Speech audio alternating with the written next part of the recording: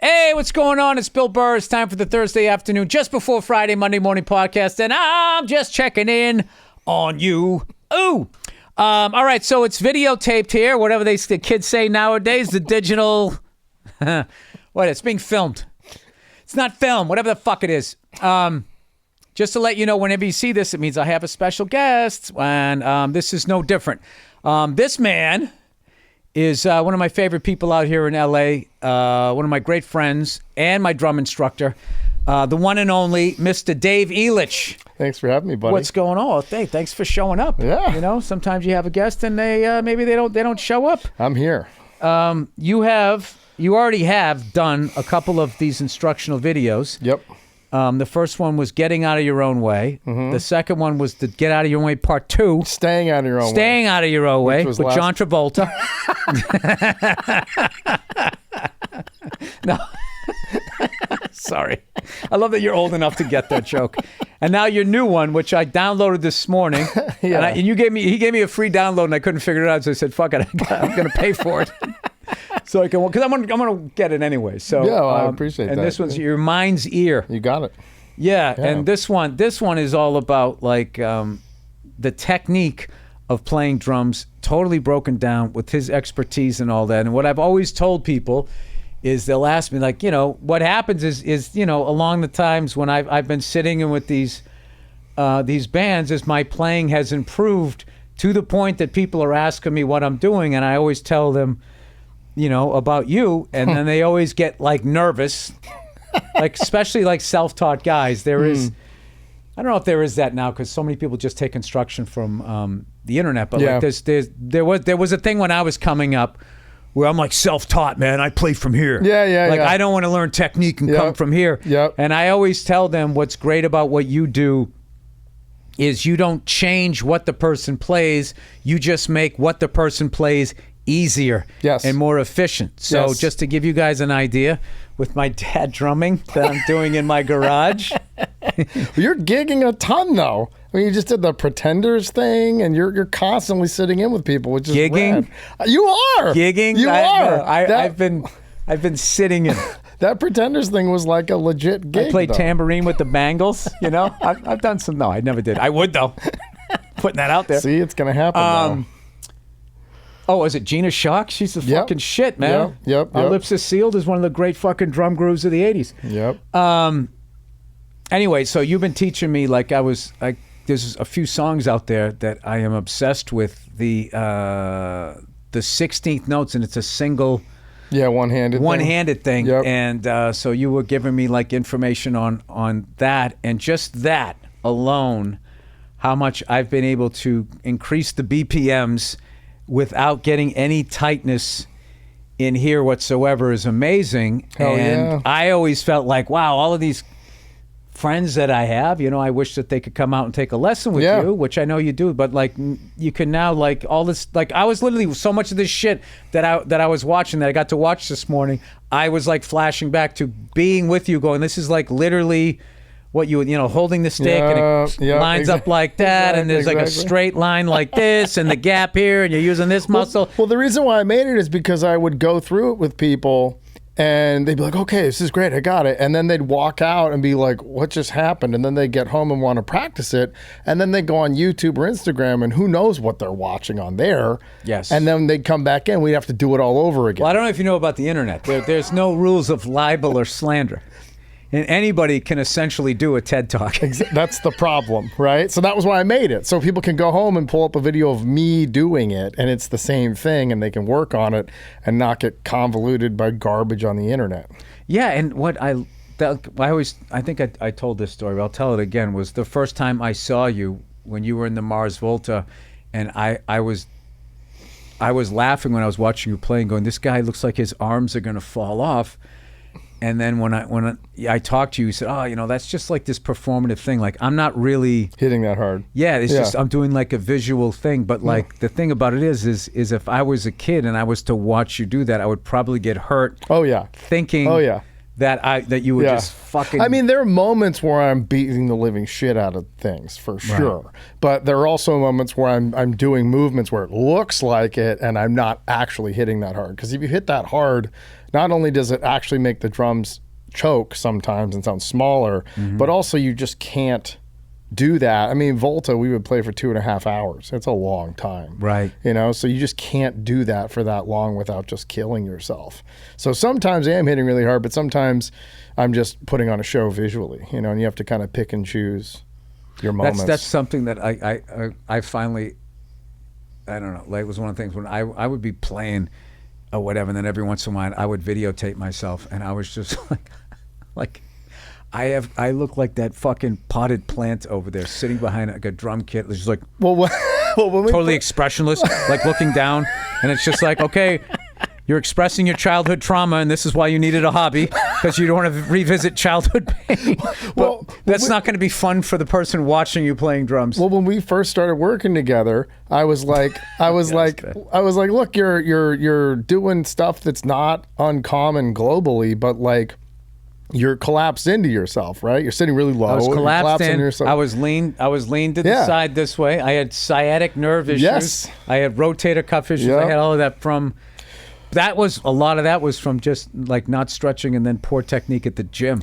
Yeah. It's all. Well, that's Diana. You know, that's all the Diana stuff. Yeah, which is why I made the masseuse who passed away. Which is why we did the staying out of your own way thing together, because it's like you use yourself healthily, like in a healthy way on the drum kit. And then you work out and take care of your body, and you put all that stuff together, and now you don't have any issues, you know? Well, what I like about that, though, is you're not only you teaching somebody how to play the drums, you're teaching them how to have a long career, because, you know, I'm old, and I'm not going to name any names here, but I'm old enough to see, you know, I guess, all those years of performing, and like, dude, I mean, when we were like everything was self-taught when I was growing up. Like nobody went to the gym. No rock stars did. They were all like this big. You know what I mean? Like, and like I just saw a thing with Joe Namath this morning on Instagram, and he was like, "Oh yeah, no one went to the gym in the '70s because everyone thought you just bulk up and get stiff because no one knew you needed to get massage." Oh yeah, no, all of that, and like also they also didn't know how to do knee surgeries. No. And all of that, and everyone's stuff. Smoking and drinking and eating fried chicken and shit. Well, some things you should keep. some things they wasn't all bad. Speaking of which, I had my first cigar since January. I bet that was incredible. It was incredible. Yeah. It was incredible. So then, like my new rules, I have to go like 10 days before I have another one, because right around 10 days is when I think like, do I want to do this? But I can't go back to being like fucking Jack Klugman on the Odd Couple every day. Like I have a sports beat, and I'm following the local baseball team. You know what it is for me when I'm at home and I'm like, man, I'd love to have a cigar right now. Am I gonna wake up in the morning with the ashtray mouth and be like, nah, that wasn't worth it? Sometimes you do, and you're like, that was great. Yeah, it's once you cross into the alone cigar, which is amazing. Yeah. I would put alone cigar up there with drinking alone. Yes. Which is really underrated. Like people like talk about what a problem that is, but like if you just like feel safe by being by yourself and you like to get a buzz, like although a lot of the people that I've spoken positively about drinking by yourself are also alcoholics. Yeah, you got to be. It's a slippery slope. Like, I remember one of my going like, dude, you ever drink by yourself? And then he was just like, oh yeah, dude, I love it. And we almost talked about like it was this Zen thing that we were doing rather than we had a problem. Or day drinking. Yeah, I can't do that. Well, well, listen, I can do it, but I don't do it anymore. But like what I did love about day drinking is that was like the pros. Like at night, there was like the jerk-offs trying to make the league, right? But like during the day, when you walked into a bar, and like this is how you knew a pro drinker. Not only were they drinking during the day, they had no interest in talking to anybody. Like the bartender, they know each other's names, and they don't, and they just sort of looked, and they would just tap the top of their glass, you know. And they always had like some sort of newspaper. Yeah. High tops too. For some reason, these day drinkers loved the high tops. They had white high tops on.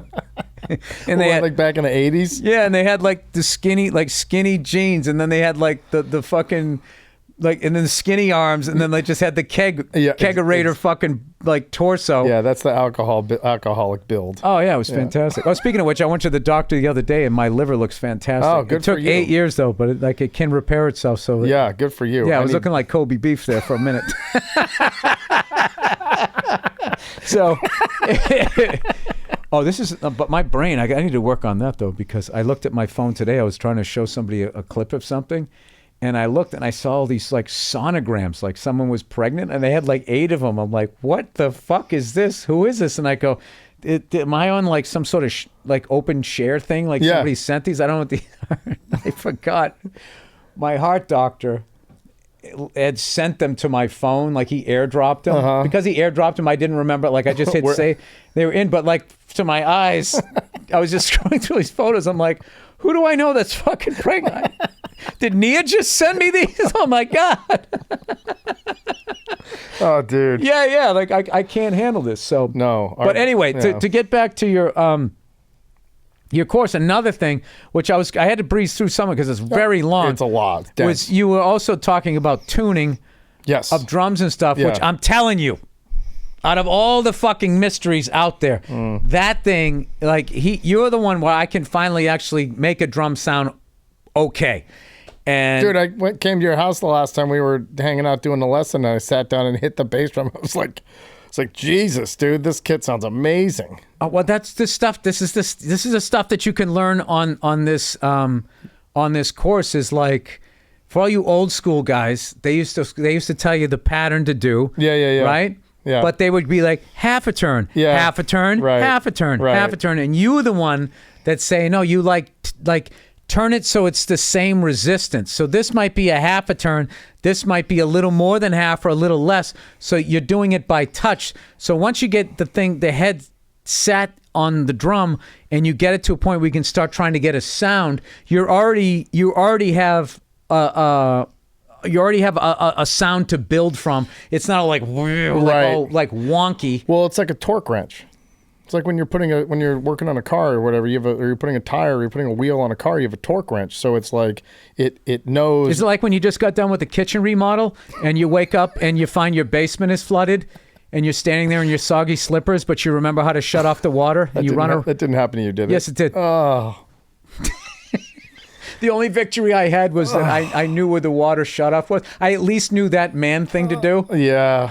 And I shut it off, and it was, I have an old house, and it was like from the Fatty Arbuckle era, this elbow joint. Shout out to whatever plumber.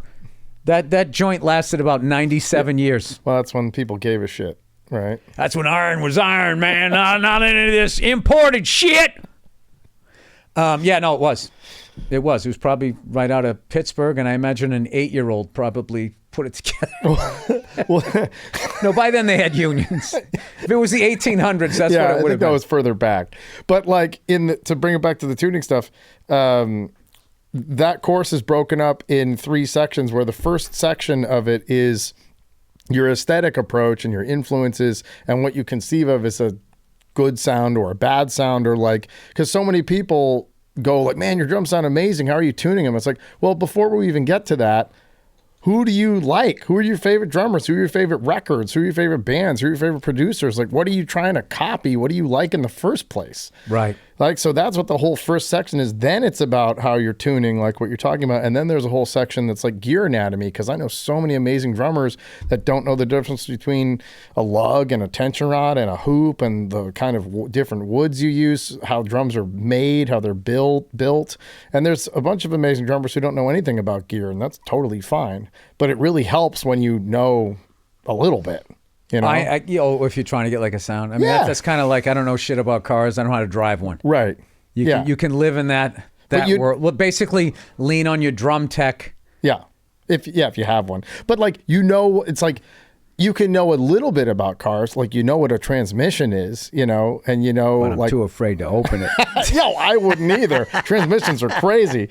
But like enough about cars so you could talk about like an engine and a transmission and how they work together. You know a little bit to where you conceive of how the whole thing kind of works, which as opposed to knowing nothing, that's helpful. No. All right, everybody, it's Hims. Hims? Confidence shouldn't be complicated. Through Hims, you can skip the guesswork and get access to care that actually fits your lifestyle. Straightforward, stress-free, and designed around you. Through Hims, you can access personalized prescription treatment options for erectile dysfunction, like HAD mints and Sex RX plus climax control. Easy, if prescribed.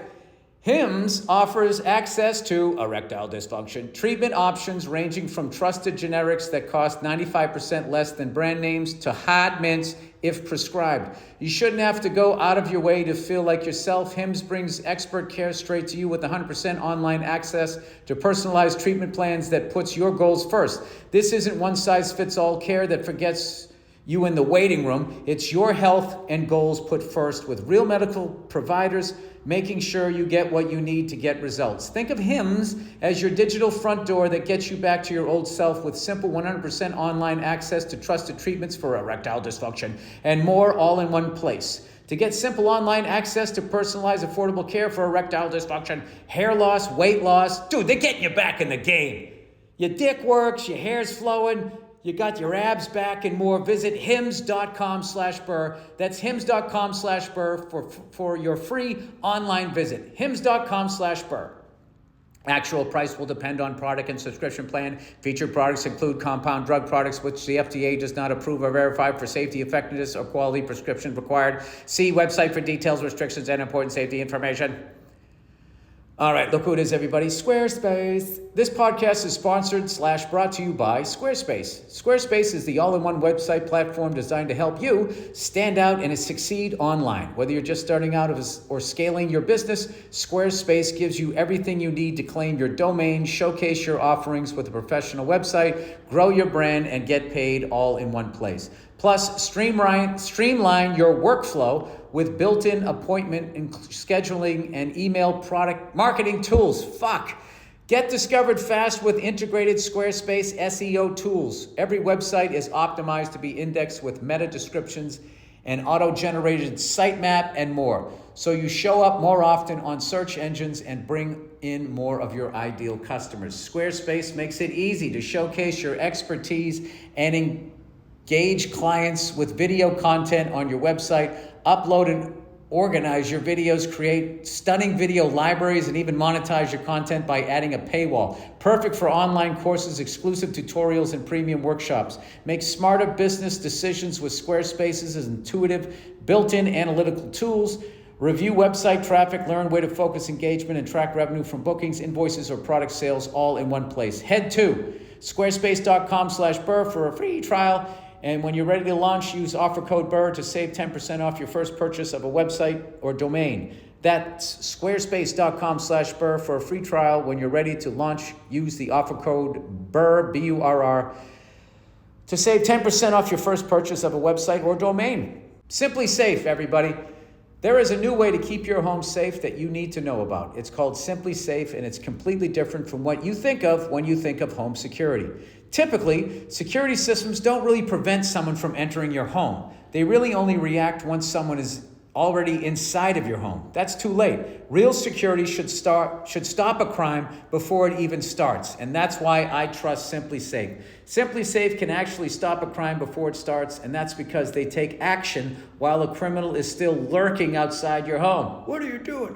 The moment someone steps onto your property, AI security cameras identify the threat and alert Simply Safe's professional monitoring agents. I cannot read today. The agents take action immediately, confronting the criminal, and if they need to, triggering sirens and spotlights and dispatching the police. Unlike other security systems, Simply Safe doesn't need you to see the alert and confront the intruder yourself. With their 24/7 monitoring agents, it's like having a security guard stationed right outside your home. That's why Simply Safe is the only home security I trust to keep my home safe, and with more than 4 million Americans also trusting Simply Safe with their home security every day.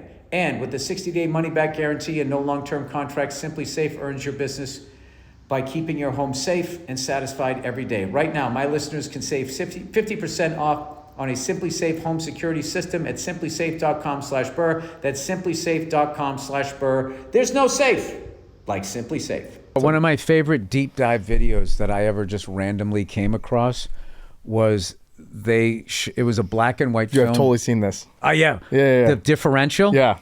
Yeah, so this is something, if you're not a car guy, you wouldn't, or a physics person, if you're basically a meathead like me, it's like when a car goes around a turn, it's like running track. Like the guy on the outside track has to go further. So this wheel has to travel further than this one does. So all of the power through the transmission to the differential, you had to turn it 90 degrees and get it to be able to turn independently. Yeah. So this one could be going like this while this one's going slower, right? Yep. And some fucking guy, he figured out how to have, it looks like this gear is tumbling in there. Some fucking guy figured that out. And it was a guy. Yeah. No, somebody. That's the Oscar-winning movie. The Oscar-winning movie that it was an Amish woman and some waspy white dude took it from him. God damn it, women don't know about gears. Give me that. Matilda. So I've anyway, totally seen that though. Somebody came up with that tumbling gear. So that's my thing. Like a ring and pinion. Right. Yeah. So like when somebody will say like, hey Bill, you're like a smart guy. I always go, yeah, in a sports bar. If you talk about a particular era, yeah. Well, but if you have a tire that needs to move independently from another tire that needs to take this stuff and move it 90 degrees, yeah, you're not getting that answer over here. That's a great video, though. I mean, I grew up with cars, and I watched that, and I was like, wow, that was cool. I learned something because it's like step by step how it evolved. And that was in like the 50s, maybe. The differential was before that. Yeah, maybe it was earlier. The film was from the 50s. Right. But it was before that. No, it was like from the teens up to the 50s. Yeah, and there was another guy did one where he had like styrofoam balls and he was putting like these sticks in them to make it be like the gear, and that was even more fascinating because like to see an actual differential working, there's just a lot. Just like a bunch of teeth mashing together. But like with that one, for some reason with the styrofoam balls or whatever, I got the hiccups, dude. I fucking chowed a breakfast burrito before I got here. You know what I was going to say? But anyway, the third section is the gear. Breakfast burrito. The Dave Elitch breakfast burrito. I wish, man. I wish. I made one the other day for the first time. Really? It was good, but I like potatoes in mine. I'm an Irish guy. I love potatoes, but if I eat potatoes in my breakfast burrito, I fall asleep immediately. Yeah. All those carbs. I get it. Yeah. But it's good. But they're good carbs. I'm joking. Are there good carbs? No, I'm just saying. I don't know. No, I'm just. No. Where you just justify. No, but it's top shelf alcohol. It's keto. But it's pure heroin. You know what I was going to say? I was thinking about doing this today, and I remember when I first came over to your house, I think the very first time, you had that Bonham kit. Yeah, the Green Sparkle kit, right? Yep. So it's like everybody... 14, 16, 18, 26. It was like a museum kit. Yeah, it was like a museum piece. Yeah. Like it was a 1971 or a 70. 3-ply Green Sparkle. It's like exactly what he played, and I was like, "This is amazing, dude." But like, who are you? Like, right? Like, this is cool. Like, I was the single white female of John Bonham. Well, but no. What you said to me, that ended up getting to me one day, and I just was sort of like,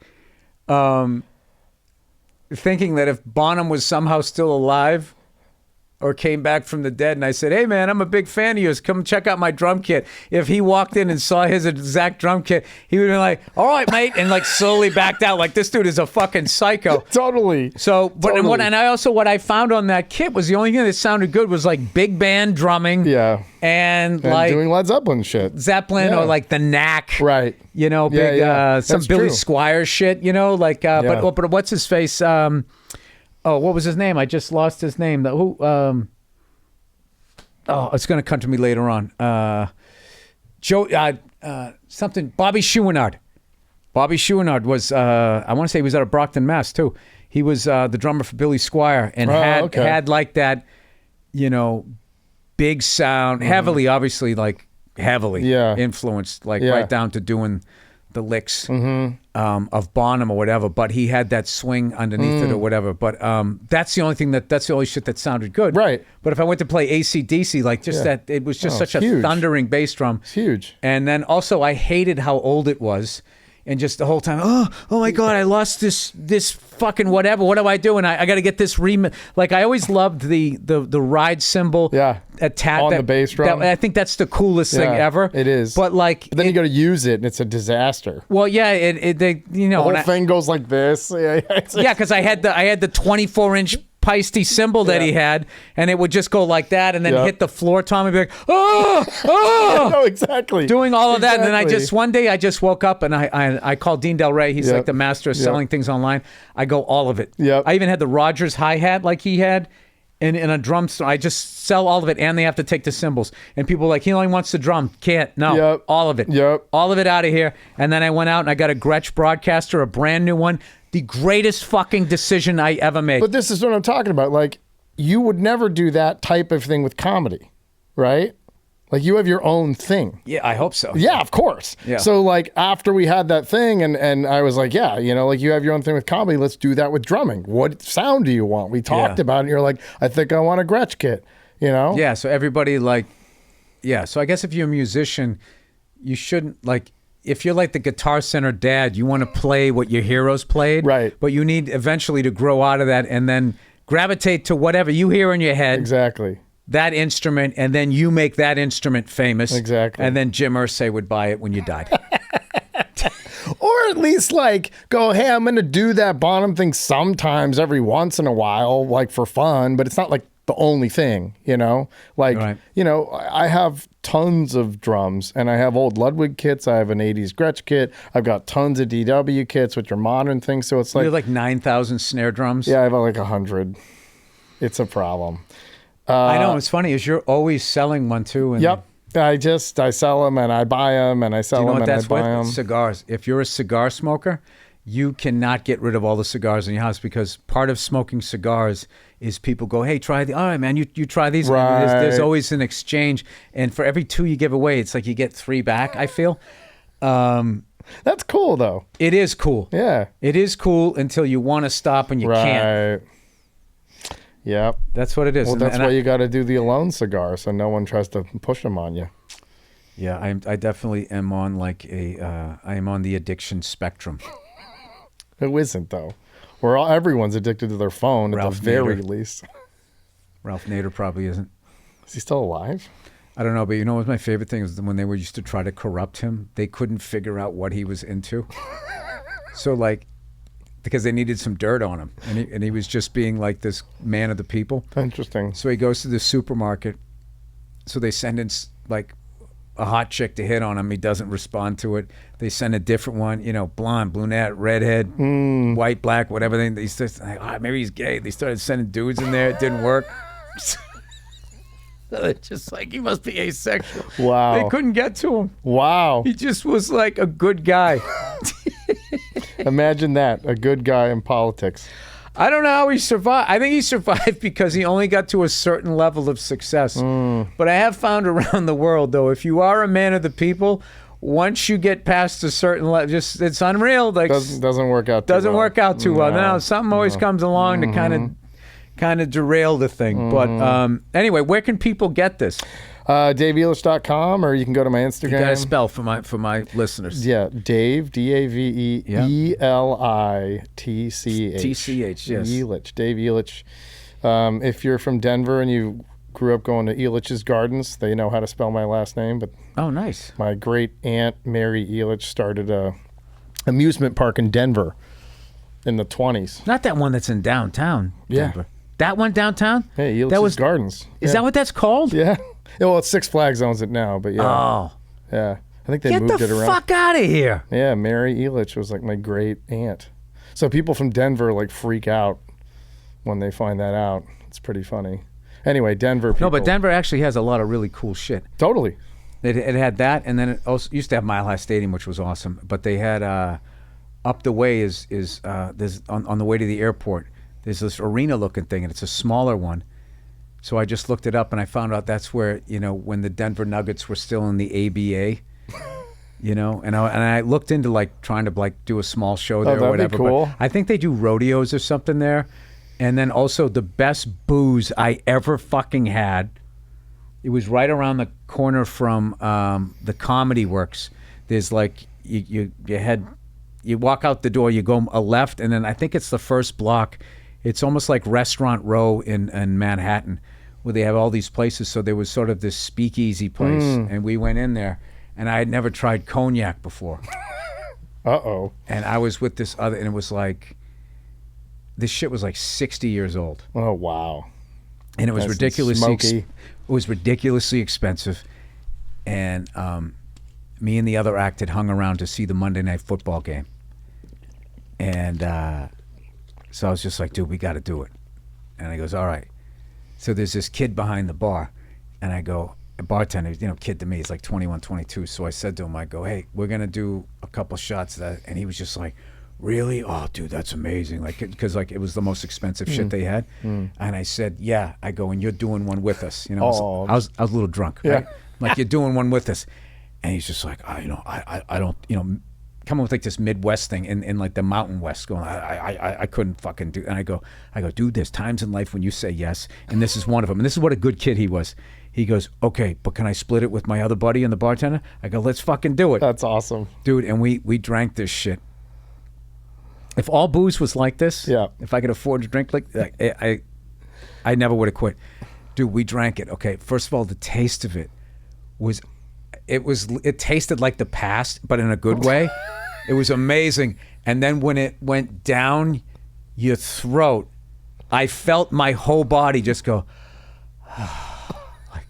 That sounds dangerous. Dude, it was. Yeah. And dude, and I'm telling you, it's a sipping thing too. Like, there's no way you know. No. You don't drink it like an airline pilot. And I'm using that reference because one time we were in a cigar bar and we got some top shelf stuff when we were talking to these pilots, and I was getting my license, so I was like fascinated with everything that they were saying. And the guy didn't know it was like high-end booze, the pilot, and we gave it to him, and he just fucking shot the thing. We were all like, oh, and he's like. He's like, it was good. It was good. It's like, no, dude, you sip this stuff. You sip it. So yeah, it's not Smirnoff. Well, I mean, yeah, it's in the bottle for 60 years, and you just fucking slam it down. So we were just sipping it. Yeah. And it was just, each sip was like this fucking experience. And I was like thinking like, you know, like these Illuminati guys just have like chalices of this. Wearing some mask with antlers on it. Dude, one of the funniest, most... what's that deadly sin? Gluttonous. One of the most gluttonous things I've ever heard in my life was this guy I knew. He goes, dude, one of the most overrated thing ever is what is that stuff? Not escargot. What's the fish eggs things? Caviar. He goes, how expensive caviar is. He goes, I order that shit in line. He goes, it comes to me in a bucket. He goes, I eat it with a giant spoon watching TV. Oh my God. Dude. How is that guy's liver? I was fucking dying. I'm like, dude, that is the most disgusting display of wealth I've ever heard. You eat caviar with out of a bucket, dude, with like a salad spoon, just sitting there like a little kid. Oh, Jesus Christ! Listen, everybody's got their vice. Yeah, I mean, well, anyway, let's try to like gradually with that visual. With that visual, also, yeah, we don't have to just talk drums. Like you're also a coffee guy like me. Yep. And I got to go over your place because you have a new espresso machine that you got dialed in. Yeah, dude, you should see this guy's grinder. It looks like something you'd look at a planet with. Yeah, it does look like a telescope. Yeah, I got a Coffetech grinder, the Flat Max 2 for all the dorks out there. But there's no shame in it, dude. There's no shame in it. Really, it's like anything. It's like hi-fi equipment. It's like drums. It's like you can go really, really, really deep. It's the Macintosh stereo of grinders. Yep, exactly. All right. I mean, I did the same thing I did with drums. You know, when I played drums when I was a kid, I got a $300 CB700 kit that was a piece of shit, and I beat the brakes off of it, and then I got a Pearl Export, and then I got I worked my way up, so you appreciate it, right? Did the same thing with all the coffee stuff. I just worked my way up, and then you can notice the differences. So what is, okay, we got to hear your setup, man. So I got that Coffetech Flat Max 2, and then Don't just fucking throw that out there like it's no big deal. I got the Porsche 911 RS fucking turbo. So you got that sick ass grinder. Yeah, that thing is a tank. I think it has like 93 millimeter burrs. They're huge, flat burrs. And then I have the same machine you do, the La Marzocco Micra. Oh, that thing is my favorite. Yeah, it's incredible. I mean, that's it. It's just those two things. And yeah, I'm such a snob now that when I use other people's espresso machines, and when they go to like, steam the milk, and it's I'm like, what the fuck is this? Well, I can't even get like the vortex thing going on. Yeah. It kind of becomes a problem because like I can't really go anywhere and get like a decent macchiato or a cortado or something like.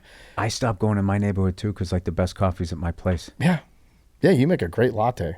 Thank you. Yeah. Oh, dude, that fucking made my day. Yeah, you do. Yeah. Well, I got the machinery. Although I went to a place recently. Wait, did you get the grinder? I haven't got the grinder yet. I still have the basic. That's gonna blow your mind. That one? Yeah. Which, by the way, don't ever grind coffee beans when you have somebody on your Bose. It freaks them out. Like I bet. They think you're like sawing. Well, it's weird how Bose like picks up, like it'll make it louder. Yeah, great. That's what I want. Yeah, no. Not the... I don't claim to be the smartest person. So anyway, I got to get back in for I want you to see where I am. Yeah, I want to see this one-handed 16th note thing. It sounds like it's going well. But like you doing that, I don't know anything about sports, but since you're so into sports, there's a ton of analogies you can use in playing sports. It's like if you're playing golf and you try and cream the ball, it's not going to go anywhere. You try and hit it as hard as you can. It's just, I know, but it's fun. Yeah, of course. Of course it's, but like there's so many analogies you can use, but like you being able to do the 16th note thing and then be like, oh, my arm's getting tired, and then understand how to release it. And they're like, oh, I can keep going now. It's like, that's complex. Yeah. No, and the stuff that you taught me too, where I was like leaned, like if I was trying to play something on the bass drum and I had the hi-hat going too. Yeah. Like, because I didn't have a strong core, my psoas wasn't strong enough. I had to lean back. I was like lean back like this to almost counterbalance being up like that. Like I couldn't do this before. No. Like, well, and you were collapsing yourself. Yeah. Right. So for the drummers out there, one of the most amazing exercises that I found for hip flexors or whatever is you sit with your feet like 10 and 2, put a water bottle on the outside and try to sit straight up and lift your leg up and then set it down. Only do literally sets of 4, and I would do one set of 4 and see how you feel, because it's like something that you just don't do that. Yeah. So it's really confronting. Your muscle is like the next day, like I was like really sore. Oh yeah. Just after doing like I was like a set of 4, a set of 6. No, you know what? That's not right. What I did was I did like 2 or 3 sets of them. And then I realized I can't do that yet. I need to do sets of like 4 and then work up my strength. Now I can like do it. But like that was the thing when I could finally end up like faking good times, bad times.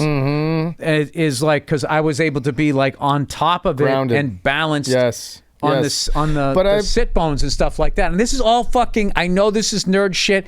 This isn't exciting, but but all of those killer fucking ideas you have, all of a sudden you can do them. But also if you're, as I imitate John Bonham and don't have a killer idea. Okay. But dude, if you're listening to this and you're sitting in a cubicle at work, you can apply all the same stuff. So many people are collapsing in themselves. They have sciatica.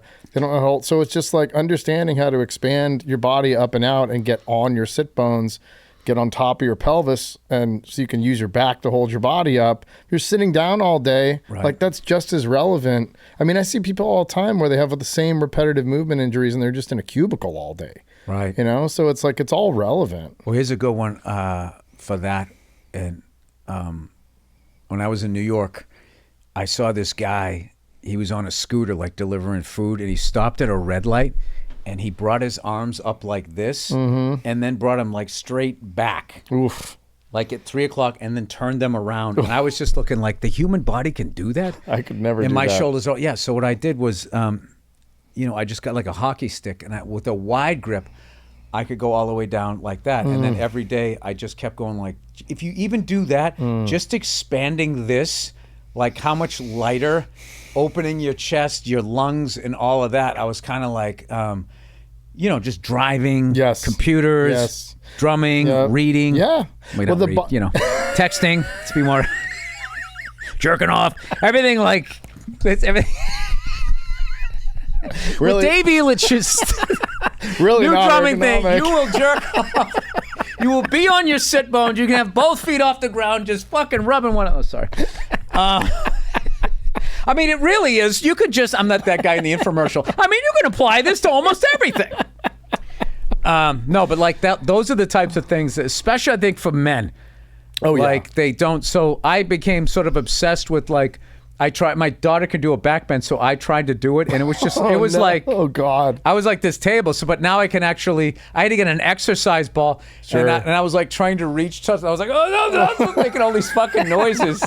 But this was the thing, doing that and bringing it around. That was the exercise because I thought it was just this here, but you also need to like stretch out this and all of that. So now I can actually get 3/4 of the way up, and doggone it, I'm a happier person. But it's all the Diana shit, man. It's like if Diana Linden, rest her soul. Yes. Yeah, it's like if you didn't see her as much as you saw her and learn as much as you did from her, and same with me, you wouldn't know to do all that stuff, right? It's about like the body's designed to expand, right? And in order to get the body to expand and use it the way it's designed to be used, evolutionarily speaking, you need to get a ton of body work done, and you need to stretch, and you need to use yourself in the way you're talking about. Because with technology and furniture and cubicles and laptops and stuff, like we're all just collapsed into ourselves, and you have to do a ton of work to be able to get the body back to its like natural state of being. Yeah. There's like, really not a lot. When I went to the doctor, he was telling me, he goes, at your age, he goes, lean and mean. That's what you want to be, lean and mean. I'm like, but I came from the 80s. I like lifting weights. I'm still lift weights, Yeah. I listen to my doctor, but also like, fuck that guy, No, I'm kidding. No, I'm going to listen to him. Well, that's really. What does he know? I went on, I know it 2.net. It's all the diet, man. For me, that's the hard part. I can work out 5-6 days a week, but then I'm like, I want some tacos right now. I want some Indian food. That's the hard part for me, man. I mean, you're pretty disciplined. I'm a pretty disciplined guy, but when it comes to food, that's hard. I do these interviews, and people will let you know if you've gained 3 pounds. Hey, Billy Fat Tits. Dave, Billy Tits on his balls. Dave, Billy Fat Face. And it's just like, no, and there's like fat shaming really gets a bad rap. Gets results. It does. I'm just like, as much as that hurt, they are right. Is it because I'm not sitting up? It's like, no, it's because you're a fat bastard. Maybe. Well, you know what? I got off sugar a couple years ago, and then my past birthday, I was out in New York. I was doing the play, and I was missing my family, and I was fucking depressed. So rather than getting a giant cake, they went out and they got cupcakes. So I just had one of them, dude. It took me I'm still struggling to stay off. And that was July, August, September. So now, I forget what happened yesterday. Like the last couple of days, I've just been like, I need to go back to just saying no. So I did that. So now it's starting to fade. But like last night, I was thinking, hey, I'm feeling kind of sad. Be nice to have my sugar go up. That's basically what it is. Yeah. So then what I did instead was I just grabbed the least exciting option, was just like a handful of raw cashews, and I ate those instead. Yeah, that's what I did. There's going to be some asshole that writes, actually, raw cashews are worse than having ice cream, according to a new study. Oh, yeah. You know what I've been doing is just new evidence shows. I've been eating a handful of frozen blueberries instead of some sort of sugary garbage. That seems to be helping. I know. I could tell it's good for you because of the monotone way you just said that. What I've been doing instead is grabbing a handful of frozen blueberries. It scratches the itch, Grapes are supposed to be good. Yeah. But you talked to Dean, right? He went cold turkey off sugar forever ago. Yeah, he did. Right? He did. And then he went through some bullshit, some grief, and he kind of put it back on, and then he was like, all right, I got to take it off. Dude, he's like lean and mean again. Yeah. Yeah, Dean Del Rey, if who, by the way, dude, is, you know when you get excited when a drummer gets better that you're teaching. He's written the funniest shit that he's ever. Oh, when he comes to Thousand Oaks. When I saw you guys the other night, I was like, God damn, dude, he murdered. Yeah, he murdered. He murdered. And he had some of the best fucking shit. Yeah, it is the best shit that he's written. Like, you know, I know the sound of Dean killing, and I was backstage. I was like, oh, he's killing. No, yeah, and it was like effortless. Killing. Yeah. It was great. It was a great set. That was a fun night because Bianca had just gotten her citizenship. So we were just teasing her, just acting. There's something different about you. We just kept acting like she was automatically dumber because she was now American. It's like you speak 5 languages, but whatever. Do you feel like getting a truck yet? Give in. It's fun. Come on. When in Rome, get a fucking truck. Speaking of which, dude, I'm loving the new car, man. Having another. It's been a long time since I had like a stick shift or whatever. I kind of like it, but the only thing that sucks is it doesn't have like a cell phone charger. But what is good is if you don't put the seat belt on, it doesn't give a fuck. That's great. Yeah, but you know what? Then you go through the windshield. No, but sometimes you just backing out of the driveway and moving the car. Sure. And I don't need like the whole fucking time I'm doing it. Yep. Beep, meep, meep, meep. So, what was I gonna say? The new car stick shift. It's gone. It just my Citroen that I took you out in when we went up in the helicopter. You know, that car's from 1973, so it's like by today's standards, it's not that fast at all. But like, it's such a more like visceral. Say it. Yeah, visceral. You're integrated into the car. Like, it's so much more fun to drive with. The only smart car option the thing has, and it drives me up the fucking wall, is when I go to put it in reverse. I think I finally figured out what makes it do that. What does it do? I'm sorry, I could give you that information, right?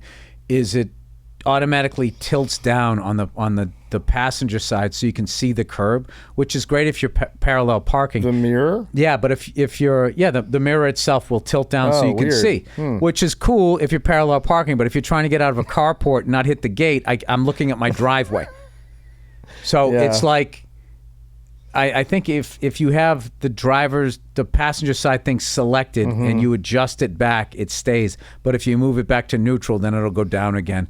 I'm sure. And I was literally screaming at the mirror. I yelled, "Stop doing that!" That doesn't surprise me. Yeah. Did it work? No, and I really felt stupid. I'm sure some nerd on YouTube has made a video about how to fix it, if it's possible. Do I go into settings? Ugh, I don't know. That's my new thing. You spend a third of your life sleeping and another third going into settings. But that's talking to a 20-something that's rolling their eyes because you don't know how to do this yourself. Even though I think AI is going to be the end of us all, that is one of the nice things about ChatGPT is if you, like, it's wrong a lot, but like I was setting up a camera. But aren't we all? Yeah, yes. I was trying to set up a camera thing in my studio at my house, and I'm a total moron when it comes to technology. And it, like, when it works, you're like, oh, that was great. I figured it out. Or I didn't, but it figured it out. ChatGPT. Yeah. ChatGPT. Did you just... ChatGPT. I didn't know how to say it. No, I just didn't know how to... ChatGPT. Yeah.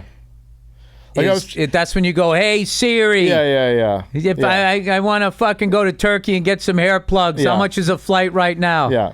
I mean, it's wrong a lot, but like I was trying to hook up like... Turkey is a traditional dinner on Thanksgiving. That's not what I asked you. Yeah, exactly. I have a date on Friday night and she said she liked a full head of hair. But anyway, I forget why we were talking about that, but...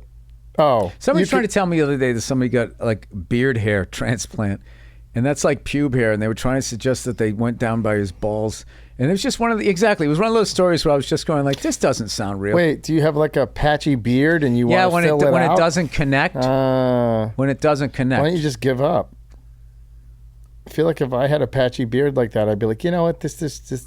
But usually, if you have a patchy beard, you have a full head of hair. And usually if you can grow a beard in 2 seconds, you lose your hair. That's how the hairiest fucking, that's how it usually works. Wait, what? Say that again? I'm saying usually people with patchy beards also have a full head of hair though. It's like the hair goes, it's either on the top of your head or it's fucking growing out of your face. So these fucking assholes with their full head of hair, they want what we got. Huh? I've had a beard. When's Trump going to stick up for that? I've had a beard since I was like 15, but I always knew I was going to go bald, so it was just like whatever. Yeah, but you didn't go till later. No, I mean, you know what it was is I had a big fucking afro for a long time, and then I did like the high pony afro thing, and then all these You can say man bun. yoga bros started doing that, and I was like, I got to get rid. I didn't want to have the receding hairline in the front and then a afro bun in the back. That is a bad look. I also didn't want to be called the old shogun, a shogun warrior of a certain age. Yeah, I didn't want to be doing that. It's a bad look, so I just shaved. Well, that's great that you knew that, though, because there's so many people. But there's some hairstyles that are coming back. I saw a guy the other day, like, sat me at a restaurant, and it was the classic Yanni smooth jazz. It was like, it was up and over and down, and there was something like, some sort of something going on here that was tied up and goes down. It's just like, wow, dude, you just need like a saxophone and just play me over to that booth. Was he wearing a hemp necklace too?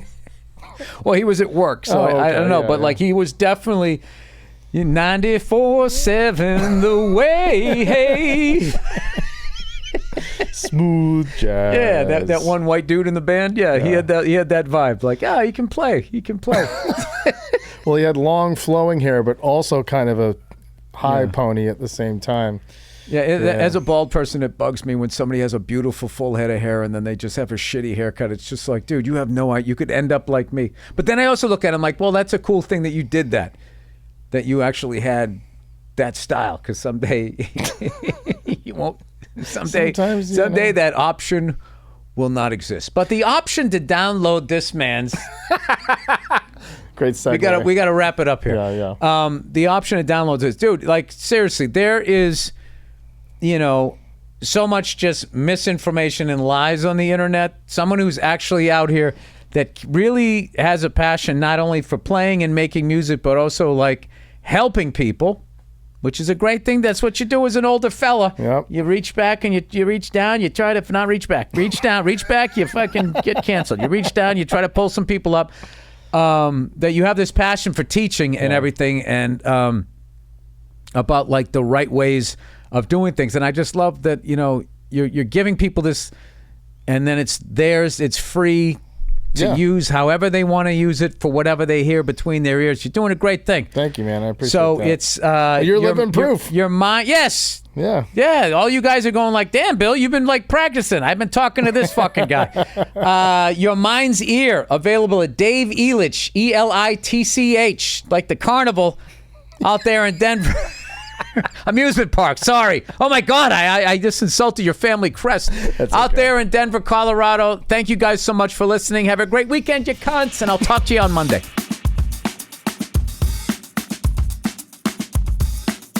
Hey, what's going on? Hey, baby. It's the Monday Morning Podcast for October 8, 2017. What's going on?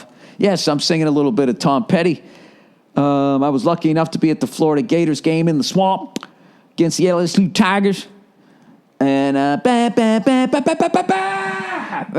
fucking SEC football, 80,000 people, whatever the fuck it is, going absolutely ape shit. And they had this great tribute, which I'm sure some of you saw the clips online of the whole stadium saying, "I won't back down." It was fucking awesome. It sucks the guy died. But he leaves all that great music and all that. It's a great that's a great life. You know what I mean? Considering all the shit that fucking happens nowadays, the fact that guy was able to make it into his 60s, at the very least, still sucks he died, but whatever. It was fucking awesome. What's hilarious is if you were there, everybody sang the shit out of that first verse, and then when the second verse came along, you saw the radio fans and then the real Tom Petty fans, right? Everybody knew the first verse. Right? Well, I won't back down. No, I don't know the words. Stand my ground. And then all of a sudden, everybody knew the words. And hey, baby, right? And then it gets to the second verse. Listen to it. Everybody's just kind of, Well, everybody's just waiting for that. Hey, baby, there ain't no easy way out, right? So, anyways, we went to the swamp out there in Gainesville, Georgia, where Tom Petty is from. Evidently, I didn't know that till he died. And I knew he was from Florida. Yet another great musician from Florida, right? You got all the fucking Allman Brothers from down there. You got Tom Petty. I don't know where the Heartbreakers were from, but, I mean, he met them, so they had to be somewhere near Florida, right? Somewhere in the fucking lower 48. But, Jesus Christ, did that stadium, Ben Hill fucking stadium, a.k.a. the Swamp, did that thing ever live up to its fucking name? My God. We had upper deck seats, and it was just fucking, it was ridiculous. First of all, we go up there and they had like the aluminum seats up top, just like the old Patriots Stadium, and if you stood up during the wintertime when everybody had the big winter coats on, if you stood up too long after a good play, or most likely a disappointing play back then, when you went to sit back down, you lost your seat, and then you were just sort of standing up, you couldn't sit down, and then people would pelt you with hot dogs and fucking snowballs and all that shit. And you know what you did? You laughed, and all your friends laughed at you. You didn't have a cell phone to make a video and turn yourself into a victim, So, anyways, we were sitting up there, and you literally had to just walk back into the tunnel. And with all that heat coming off the field and all those people there, like literally where you walked into the stadium became like a wind tunnel. So, and I was going out there, man, and I'm going to tell you right now, there was a bunch of people just fucking sitting down, all shapes and sizes, all ages, from kids all the way to old people just sitting down like, yo, I got to take a good fucking 10-minute break here, or I think I'm going to fucking die. And then mercifully, the sun started to go. By the way, it's October. It's October. It felt like fucking August. And the sun finally went down, and it was a great game. I know, the Gators were missing their starting quarterback, and I also know, obviously, LSU had that horrible fucking loss last week to the Trojans, Troy. And so it was a big win for them. It was just it was a great game. Unfortunately, that kid missed that field goal. Everyone's chanting his name, Eddie, Eddie. I don't know what happened. The fucking kid missed the extra point. Which kind of sucked because I would have loved to see an overtime. But there was this one LSU fan, this old guy. He was fucking hilarious. Even like Gator fans, as annoying as he was just this old guy, and he would do these stupid dances whenever LSU had like a big play. He looked ridiculous and was making a complete ass of himself, all the while having the best time of his life. And I don't know. It's just one of those great fucking moments. Why you go to sports and all that shit. And we had a great time. We didn't even pay for fucking parking either. And then we found out why afterwards because we were so buried in. But it was just awesome to finally go there. Legendary school, legendary fucking field. And I actually learned this about that field. Is that field is in like the top 20 biggest stadiums in the United States. Here they are right here. Michigan, number 1. Number 2, Penn State. Then Ohio State, Texas A&M, Tennessee, LSU, Alabama, University of Texas, USC, Georgia. That's the top 10. Then UCLA, the Cotton Bowl, Nebraska. Florida comes in at number 14. And I was pretty psyched. As far as the top 10, I've been to every fucking one of those stadiums except for Penn State and what's the other one? Michigan, Texas A&M, Tennessee. I haven't been to Tennessee. So I got to fucking knock those out, all right? I got to try to do that shit. I know, it's fucking stupid shit, but this is what this podcast is. This podcast is stupid shit, all right? Stupid shit that doesn't fucking matter, and then listening to me, all these fucking assholes. I've been getting letters lately of really heavy variety. I don't fucking do that on here. You're listening to the wrong fucking podcast. There's enough of that out there. This place is to forget your fucking troubles. Fucking asshole. Some douchebag sent me this fucking email. The name of the email was Fuck America. And then he goes on to present his argument about gun control. It's like, buddy, you started it off with fuck America. Like, how is the people that you want to listen to this going to listen to it after that? So I won't be reading that one. You know what I mean? All these fucking people screaming and fucking yelling about this and about that. You know what I mean? Every time there's a big fucking tragedy. You know what I love now? I love how everybody's got to fucking weigh in now, right? And then, like, it becomes... My favorite things is celebrities react to the hurricane. You know what I mean? Like, oh, good. I need to know what J-Lo thinks about a Category 5. Oh, was she upset that happened to Houston? Who wouldn't be? Who the fuck wouldn't be? I just don't understand why they do that. I've never fucking understood. There'll be like a fucking earthquake, and then it's always like hashtag thinking about, wherever the fucking earthquake hit. You know what's funny about those fucking accounts? Most of those, like, if you're smart, I guess, you don't do your own account. You have somebody else do it. So whenever anything bad happens, it's somebody else doing it for the person. So they don't get in trouble. They don't say the wrong fucking thing. Everything has just become that. I missed that whole story about Cam Newton. He said some smart alecky thing to a fucking female reporter, right? And rather than her just settling it with him, being like, hey, Cam, why don't you go fuck yourself? And then they laugh it off, and they both drink a Bud Light or something, a Miller Light, like how it used to go down. All of a sudden now, he showed up to the game today, for some reason, dressed like a pimp, like I don't know what, and then he's got like a fucking Rosie the Riveter. Fucking thinking that he's going to say all this positive shit about women. It's just one fucking apology after another. Meanwhile, the world is going to hell in a fucking handbasket, and I got to fucking sit here and I'm going to watch that. I need to see the resolution of that. Like, these two fucking adults cannot solve this amongst themselves. I swear to God, I was half listening to Cam Newton. I swear to God, he was talking to Rosie the Riveter as if it was a real person. Am I out of my mind? Or wasn't that like a caricature that represented women working in World War II? Was there really a woman named Rosie and her middle name was and the last name was Riveter? I might be wrong, By all means, let me look this up before I have to have a press conference and fucking apologize to somebody. Here we go. Rosie the Riveter. Rosie the Riveter. All right. Rosie the Riveter is a cultural icon. Yeah, I swear to God, he was fucking talking like it was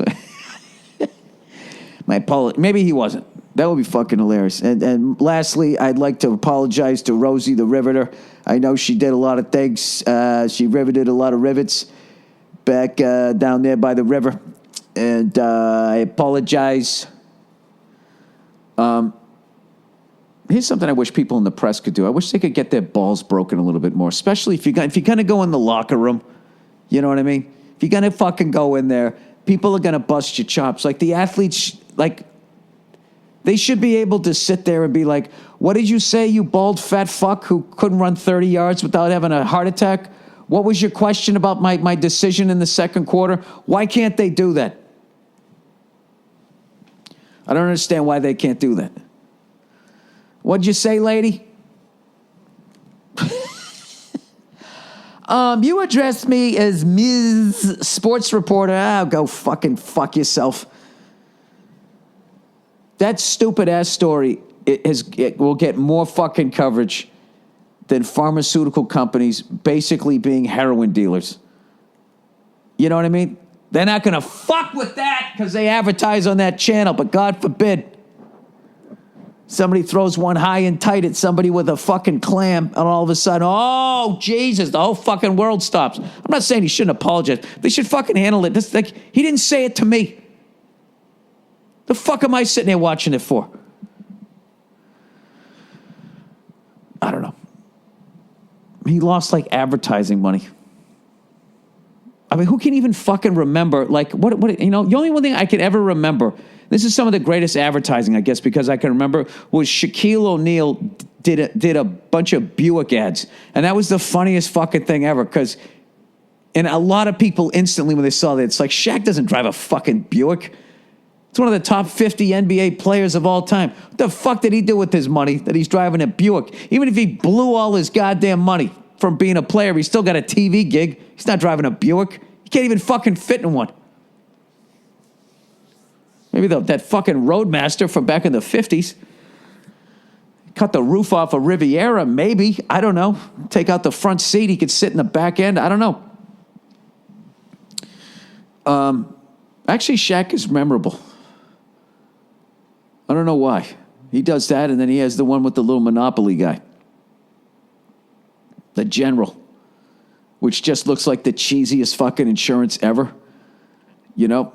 And then Shaq does that, I'm not really smiling. I'm just smiling because I'm going to get paid, where he has the under and the overbite. He just puts his top teeth on his bottom teeth. I don't know what the fuck I'm talking about. Like I said, I usually don't fucking do these when I fly on the same day. Of course, I have no fucking time. I have a million fucking things to do. What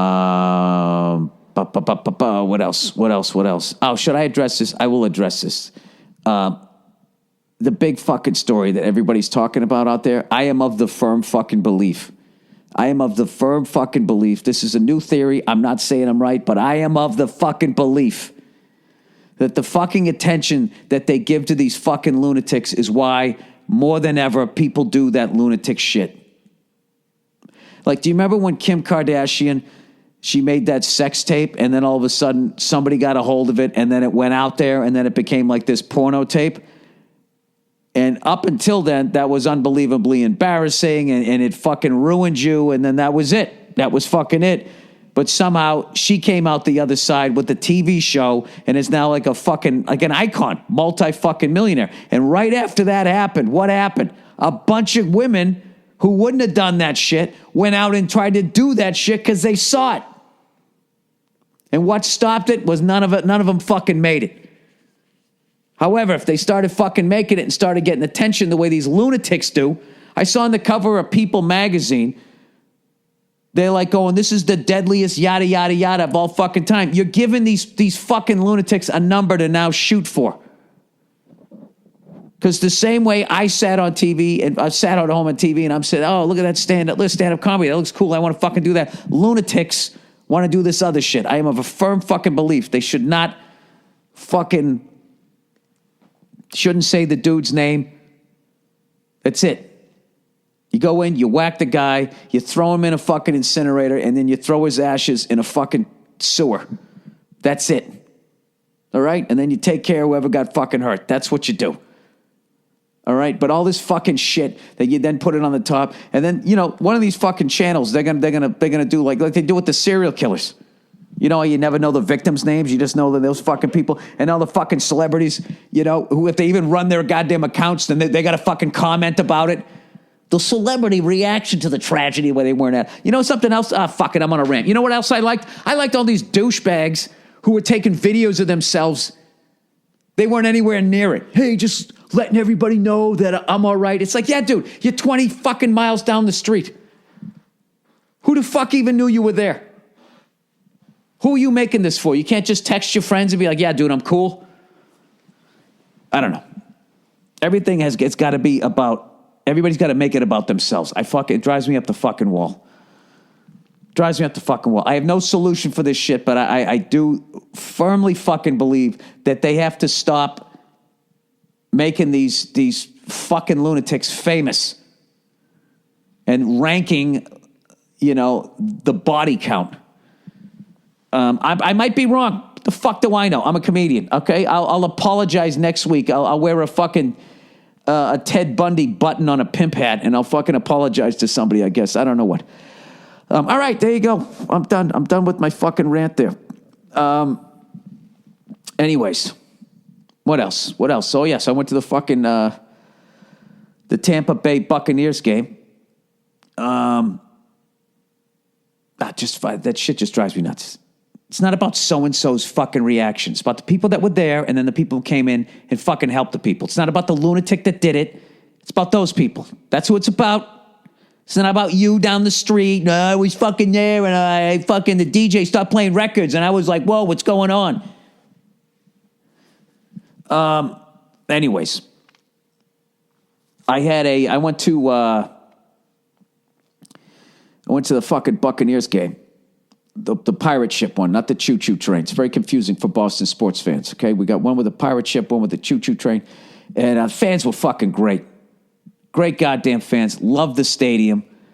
And you know what's funny? You could tell that they built the pirate ship first, and then they put the flat screen, the giant screen afterwards, because the Buccaneers won Super Bowl, I believe the 2002 season. And I vaguely remember them. They brought the flag up and they put it up on the ship, which was cool. You know what I mean? The Buccaneers, they're pirates or whatever. They got the ship or whatever, right? But now they got this giant flat screen. So the fucking championship flag was blocking the TV screen. So now their Super Bowl flag is made out of mesh. And it's difficult to see. It's like you won a Super Bowl. It should be a giant fucking flag. Move the ship or fucking put the championship flag somewhere else. Maybe they have another one. I couldn't see it, but that struck me as funny. You know what I mean? And it also made me like Tampa Bay. But I'm just going, look at these fucking guys. They don't have $1 zillion. They're just adding on to this thing like somebody bought a house. Then they got a little money. They put a fucking addition on it, you know, and somebody bought a boat. Then a recession happened, you know. Then he came back to the good times. He bought a big fucking TV, and then they got to adjust the sales. You know, it's why you ever see like a degenerate gambler sitting there playing cards? You always see like signs of when they won. They'll have like a really shiny bracelet, you know, dirty hat, but like $500 sunglasses. It's just like, it's up and down, up and down, up and down. Like the whole fucking wardrobe. Dirty jeans with like a fucking, wearing a mink. Anyway, so we went there, had a great time. Was embarrassed by this one Patriots fan who just would not sit down. He was just fucking, you know, this guy weighed like 140 pounds, and he never got the shit kicked out of him, clearly, and he just wouldn't sit down. And people arguing, well, it's his right if he wants to stand up. It's like, but there's this guy, he brought his girlfriend, she's short, she can't see around him, there's nobody standing in front of him. And this Patriots fan was like, you know, threatening to punch him in his figure. I'm going to punch you right in your fucking ear. It was really like Patriots fans arguing with Patriots fans. It was fucking hilarious. And I saw that. We even won the game when we came out of the stadium, and I saw there was a group of fucking Patriots fans, and they were like arguing with each other. And I just vaguely heard this guy going, dude, why can't I wear a Teddy Bruschi jersey? If you can fucking wear, and then they just kind of walked by. But anyways, it was a great time, and we had a great show out there. And then the next day, old sober Bill, 53 fucking days in, we rode up to the swamp and listened to Ozzy on the way up, because on the way up there you kind of go, you get like within like 10 miles, I think, if you take the 75 north of where Randy Rhoads died. So we listened to some early solo Ozzy, I should say, on the way up, and just had a great time. Pulled in, fucking smoked a cigar, had a great fucking time. Got to go to another SEC game. It was a great time, definitely a great time. So thank you to everybody who came out. I will definitely be back. I think the next time I come back, maybe I'll go back for Florida State. I've been to Miami. I've been to the Gators, so the only thing left really is Florida State. And then there's that one in, like, is it Central Florida? There's another one that always has a lot of NFL players. Is it Southern Florida? Something like that? I can't remember. Whatever. I'll figure it out. That Patriots fan who wouldn't sit down. He had a Tom Brady fucking jersey on and salmon shorts. And everyone was going, dude, sit down. Sit the fuck down. First time somebody said sit down, he turns around, he goes, you asked me nicely. Little shit. Little fucking guy. And not like a stocky, not like a Ty Domi built little guy. This was just a slight man. And I don't know, was taking sports way too seriously. I remember we got a first down, like a big first down at the end of the game. And he did like that, remember that Jordan thing that he would do? He'd make a fist and he'd fucking bring his arm up. You know, when he sank the fucking shot and it was over? He fucking did that. You know? When the Patriots got a first down, he had fucking lower jaw sticking out and shit. I don't know what the fuck. Just looking at him, lunatic, and he just wouldn't sit down. And finally, Bartnick got him to sit down. I can't tell you what he said. I can tell you what it started with. He said, "Hey, Giselle, sit the fuck down." And I can't say the rest because everybody gets all fucking uptight now. But you know what? It was effective. He sat the fuck down and did not get up for the rest of the game. And when he did, a few times he got up on big plays and everybody else got up and they sat down. Then he was finally a fucking gentleman about it. Here's an interesting question Paul Virzi asked me on the ride back. He goes, "Do you believe in destiny?" And I told him no. He goes, "No, I'm just asking. Like, do you believe like Michael Jordan was destined to be the greatest basketball?" And I was like, "No, I don't. I don't." And he was saying that he did. That he believed that it's just you have your destiny, and whatever your destiny is, like that's what the fuck your destiny is. And I just don't believe that. I don't. You know what I mean? I think you're born with the talent, and if you work your fucking ass off, you can make it happen. However, how fucked up the world is, there's a bunch of people that can take your destiny away from you. Like you can fucking have, your destiny is to be whatever. You're going to be a doctor and fucking blah, blah, blah, blah, blah. And then you go out one day, you drive down the street and you get hit and by a drunk driver and you die. So like that was your destiny was to get hit by a drunk driver. I don't think it is. I don't think it is. I think if the world was a perfect place, everybody would reach their potential. But, I've said this before. Like, the world doesn't give a shit about your dream, whether it comes true or not. It fucking sucks. And even if you make all the right choices and all that shit, some fucking lunatic can, take it away from you. So, see, this is why I don't talk about that shit. All you cunts asking me about it. I don't want to fucking talk about it. The world is depressing enough as it is. All right. The All Things Comedy fucking Festival podcast read. We're having our first All Things Comedy Festival at the end of the month, October 26th through the 29th in Phoenix, Arizona. I'm going to be there recording my first ever live Monday morning podcast. I don't know how I'm going to do it. If I'm going to dress the crowd, if I'm just going to come walking out, I don't know what I'm going to fucking do. Doug Stanhope, the great Doug Stanhope, the legendary Doug Stanhope, the national treasure. That is Doug Stanhope, is doing his podcast at the Orpheum Theater. Bert Kreischer, Ari Shafir, Jen Kirkman, and the Crab Feast are also on the lineup. Basically, we're taking over downtown Phoenix with the pop-up podcast studio, and the whole network is going to be there. If you're in the Phoenix area, come hang out with us. Go to allthingscomedy.com to get your tickets. I can't wait to do this, man. This is going to be fun as hell. It's really going to be fun as hell. I know this has been like a fucked up podcast because I'm trying to talk around a lot of shit, and and yet another one of my fucking friends died. Coworkers died, and it's just fucking sucks. It sucks. Ralphie May, the great Ralphie May, unfortunately passed away this weekend, and just legit fucking murderer. That guy just fucking killed. He killed from the first time I saw him. I think it was it the late 90s when he came out? I believe it was the late 90s. He came out, and there was already another comic there, bigger guy, Ron Lester, who also has since fucking passed away, unfortunately, which I didn't even realize. He died last year, so rest in peace to him.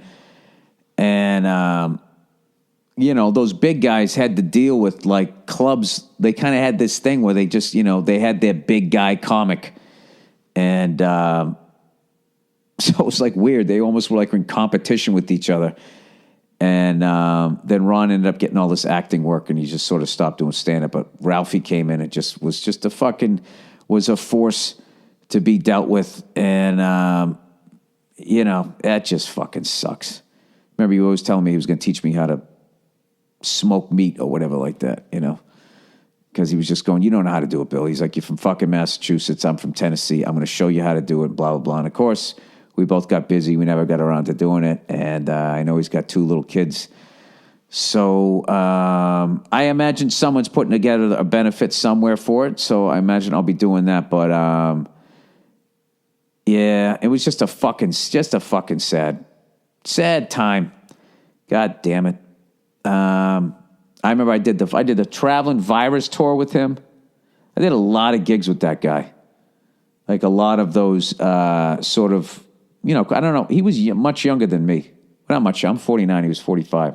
We came up roughly. He started younger than I did. That's what it was, because we both kind of started at the same time, I want to say. So he was always as seasoned as I was. So I felt like we were the same age, even though I was older than he was. So as we went up, just a lot of comedy festivals, a lot of tours. The tours always got better. He was the guy, I told you this. Ralphie May was the fucking guy. I remember I did this gig, Chilkoot Charlie's, which is a great gig, but their fucking accommodations was the worst accommodations I ever had. It was up in Alaska, and I showed up, and the bed literally was broken. And it looked like the bed bugs like left. Like they couldn't hack it. We're like, fuck this. And I remember the boards were busted, and the mattress was like fucking, it had a giant crease in it and shit. And I was, you know, raised Catholic or whatever. So rather than expressing that you didn't like it, you just took it. You just was like, all right, I got to be tough. I got to fucking, I told you the first night I spent in fucking my walk-through bedroom, my first night in New York City, I felt this thing on my chest, and I turned on the light, and there was a roach crawling across my chest, and I flicked it off my fucking chest. I didn't even kill it. I just thought it was like, oh, this is what I gotta get myself tough enough to handle this. Like I'm gonna live with bugs crawling over me. Yeah, I'm a fucking lunatic. I don't know what. So anyway, I do the gig, and I stay in that shithole. So I end up going down to the Laugh Factory like a week or 10 days later, and I walk in. Ralphie was always hanging out. Always did the work, you know. And I came down, and he was just like, hey, Bill, what's up? I say, hey, man. He goes, where you coming from? That's what we always asked each other. There were certain guys, you know, that were just road dogs. Hedberg, Ralphie, Stanhope, Geraldo. Like, these were the guys. Every time I went to a fucking club, they either were just there or they were going to be there the next week. When I was coming up, we were all kind of closing the same rooms. Like Hedberg was a little bit ahead of me, as was Stanhope. They were roughly my age. And those were guys that I really looked up to as far as like, you know, they started a few years before me. So they were just sort of cutting this path, and their style is like, I want to do that. I want to say what the fuck I want to say on stage. I don't want to do what they're doing. I want to, you know, be who the fuck I am the way they are was basically it. So anyways, we used to always ask each other, where you coming from, where you going or whatever, right? Whenever I ran into any of those guys. And so I run into Ralphie, and he goes, where you coming from? I was like, I did that gig up in Alaska, Chilkoot Charlie. He's like, fuck, I did that gig. Great gig. I was like, yeah, great gig. And I was like, Jesus Christ. I go, how about that comedy condo? And Ralphie got this serious look on his face. He goes, I didn't stay there. I go, what do you mean? He goes, I took one look at that place. He goes, I'm not staying there. And they got me a hotel room. And I just looked at him and I said, you can do that? And he laughed. He goes, yeah. He goes, what the fuck are they going to do? He goes, it's Alaska. Are they going to get another fucking comedian to fly 6 hours all the way up there? Have some lumberjack go on stage and tell some street jokes? He's like, just say no. And that was one of those things I fucking learned. And I was just like, all right. And after that, if I went someplace, and it was a shithole, I just said no. And if they just said, we're not paying for a hotel room, I said, you know what? I'm gonna pay for a fucking hotel room. And it was worth it to just be able to go back to a fucking place where you felt safe and you didn't feel like there was going to be bugs crawling on you or somebody jizzed all over the fucking bar, or God knows what, fucked some chick on her period. I'm not even going to tell you that fucking story. Every comedian knows that fucking one. That goddamn fucking crime scene. Cleaning lady quit. The big rumor was the bloodstains were still on the fucking windowsill. I swear to God, this is not myths.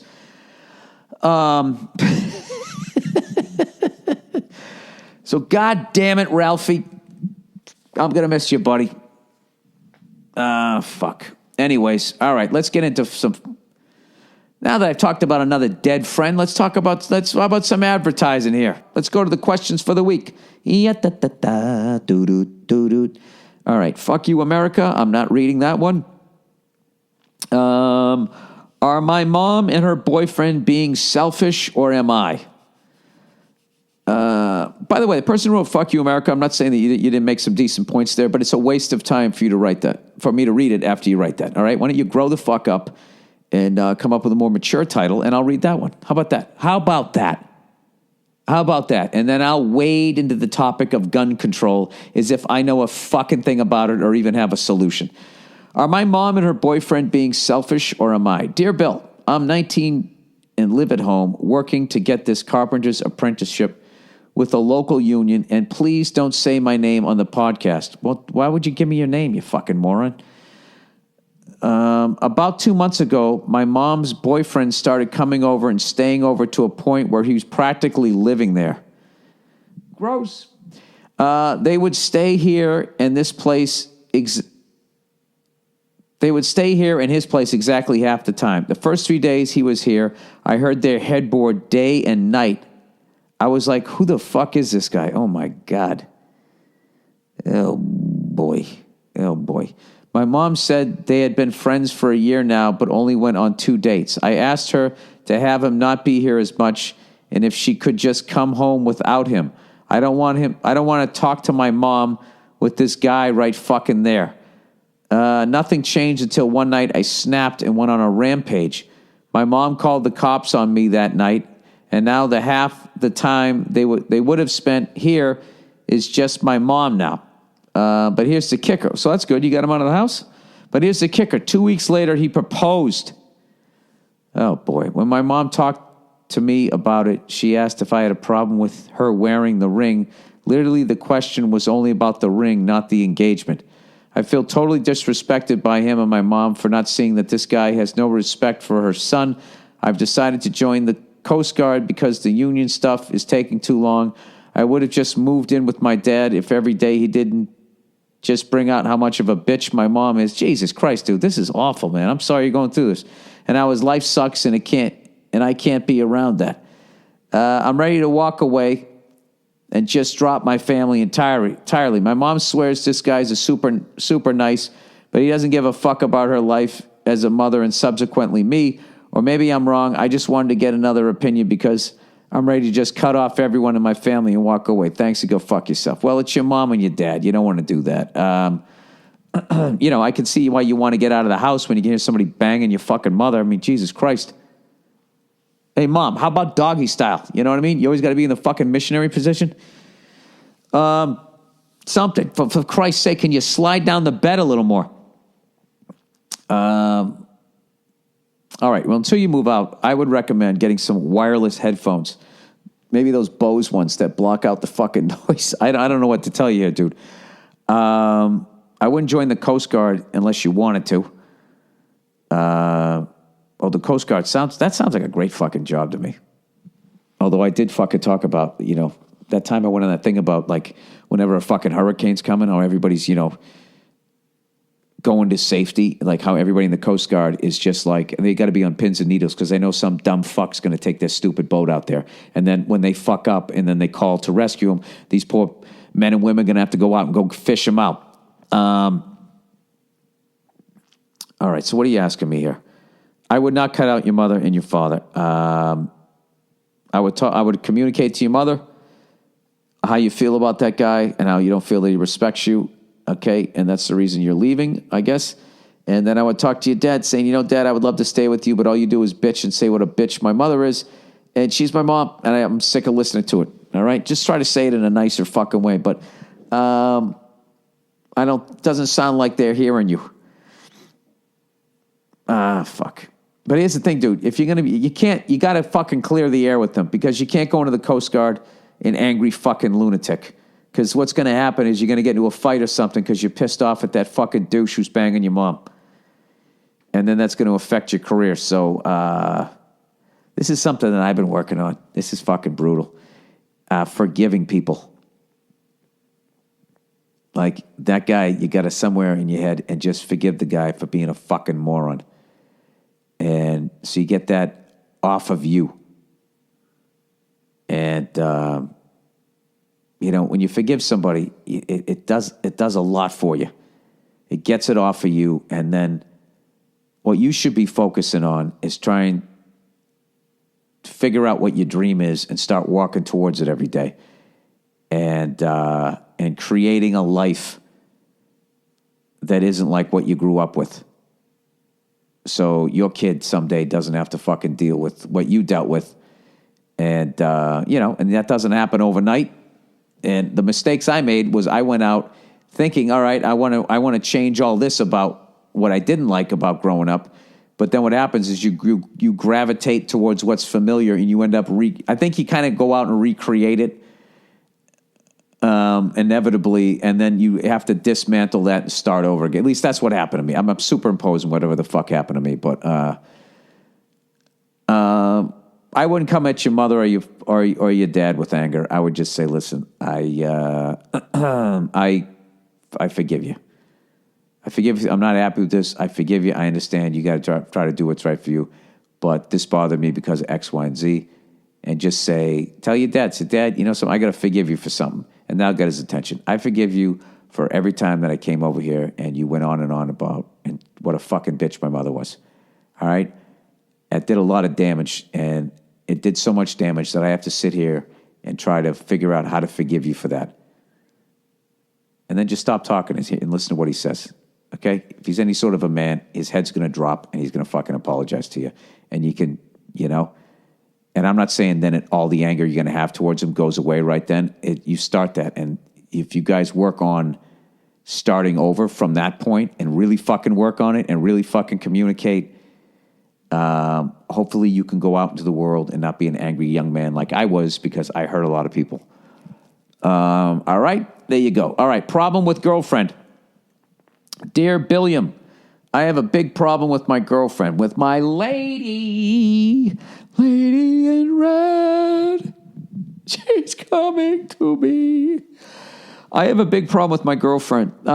We've been dating for the past 3 years, and I think I might want to marry her.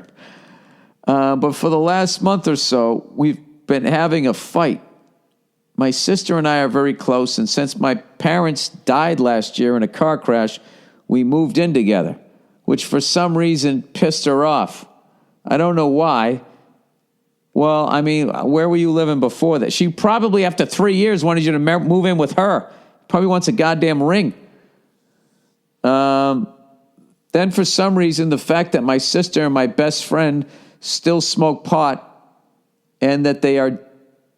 Then for some reason, the fact that my sister and my best friend still smoke pot, and that they are dating as well. Oh, she doesn't like that either. I would admit it was weird for me at first, but I got used to it. Anyway, the fight was about the fact that she wants to move in, that she wants me to move in with her. Yeah, obviously. But I don't want to, and she refuses to move in with me as long as my sister is there. I do love her and all that stuff, but this is something that I just can't do. My sister is in a very fragile place right now, and my girlfriend can't get that or won't. I don't know what to do. If possible, can you ask Nia? I feel like women would understand better. Well, she's downstairs dealing with my daughter. Here's the deal with women. They work on a different clock than we do. All right? So you just took 3 years of her life. All right? And all she's hearing is, you know that story, the telltale heart under the floorboards? That's their fucking womb. All right? They have a finite amount of time where they can have kids. All right? Before you have to start doing some Buck Rogers shit. Okay? And women do not want to go through that if they don't have to. All right? So what she needs out of you is some sort of fucking commitment. All right? And she was looking for that. After 3 years, the fact that all she wanted to do was move in, she's being pretty cool. She should probably be going for the fucking ring, depending on how old you are. And what I would do if I was you, dude, I would man the fuck up and either commit to her or I'd break up with her. One or the other. Although the wild card is that your parents died last year in a car crash, so you're probably not in a place emotionally to make that fucking decision.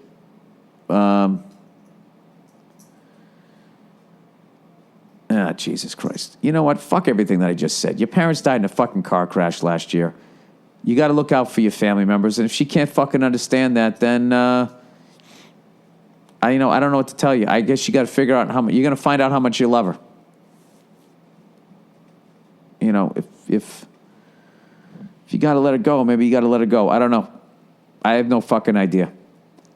But I understand her side. I've invested 3 years in this, and you moved in with another woman, and it's your sister. That seems like a step backwards to her. And then she has to move in. She wanted to fucking... listen, this chick wants to marry you. So she wanted to move in and then have you guys have a bunch of communal stuff because women think that if you do that, that you're not going to, there's a less of a chance that you're going to break up with them. They feel like it's moving in a positive direction. And you went left. You took a left-hand turn, but life gave you a fucking left-hand turn. So you're both not wrong. Why don't you try that? Just say to her, look, you're not wrong for being mad at me. And I'm also not wrong for taking care of my sister. And then just stare at her, and whoever talks first loses. Something along those lines. You're not wrong, and she's not wrong. She's not wrong after 3 years to fucking be like, what the fuck? And you're not wrong for looking out for your sister when something like tragic like that. There's just fucking nothing but tragedy nowadays. Jesus Christ. Sorry that happens for you, sir. To you, sir. All right. Geographically locked by marriage. Jesus, there's just no ray of light here. Hi, Bill. Love your work. Thank you for the laughter. Hey, something positive. I've been in a relationship since 2011 with a European woman that became a marriage. I'm originally from South America, educated in the U.S., went to fancy school there, MIT. Look at you, you smart bastard. Then got my PhD in Europe. Whoa, la-di-da. Spreading your brain all around the fucking world here. We've been a solid couple. Our glue was out of love from mountaineering. Mountain climbing, is that what that is? Mountaineering? I don't even know what the fuck that is. Is that some weird sex shit? Or does that mean you fucking... It's not rock climbing. Mountaineering, you just walk up a mountain, yodeling. And outdoor sports. The fuck is mountaineering? Jeep had a Wagoneer. I remember that. I don't remember a Mountaineer. Mountaineering. Wikipedia. You always have the answers. The term mountaineering describes the sport of mountain climbing. Also, rock climbing is what people do at gyms now. And mountaineering is if you actually go up a mountain. Okay, I get it.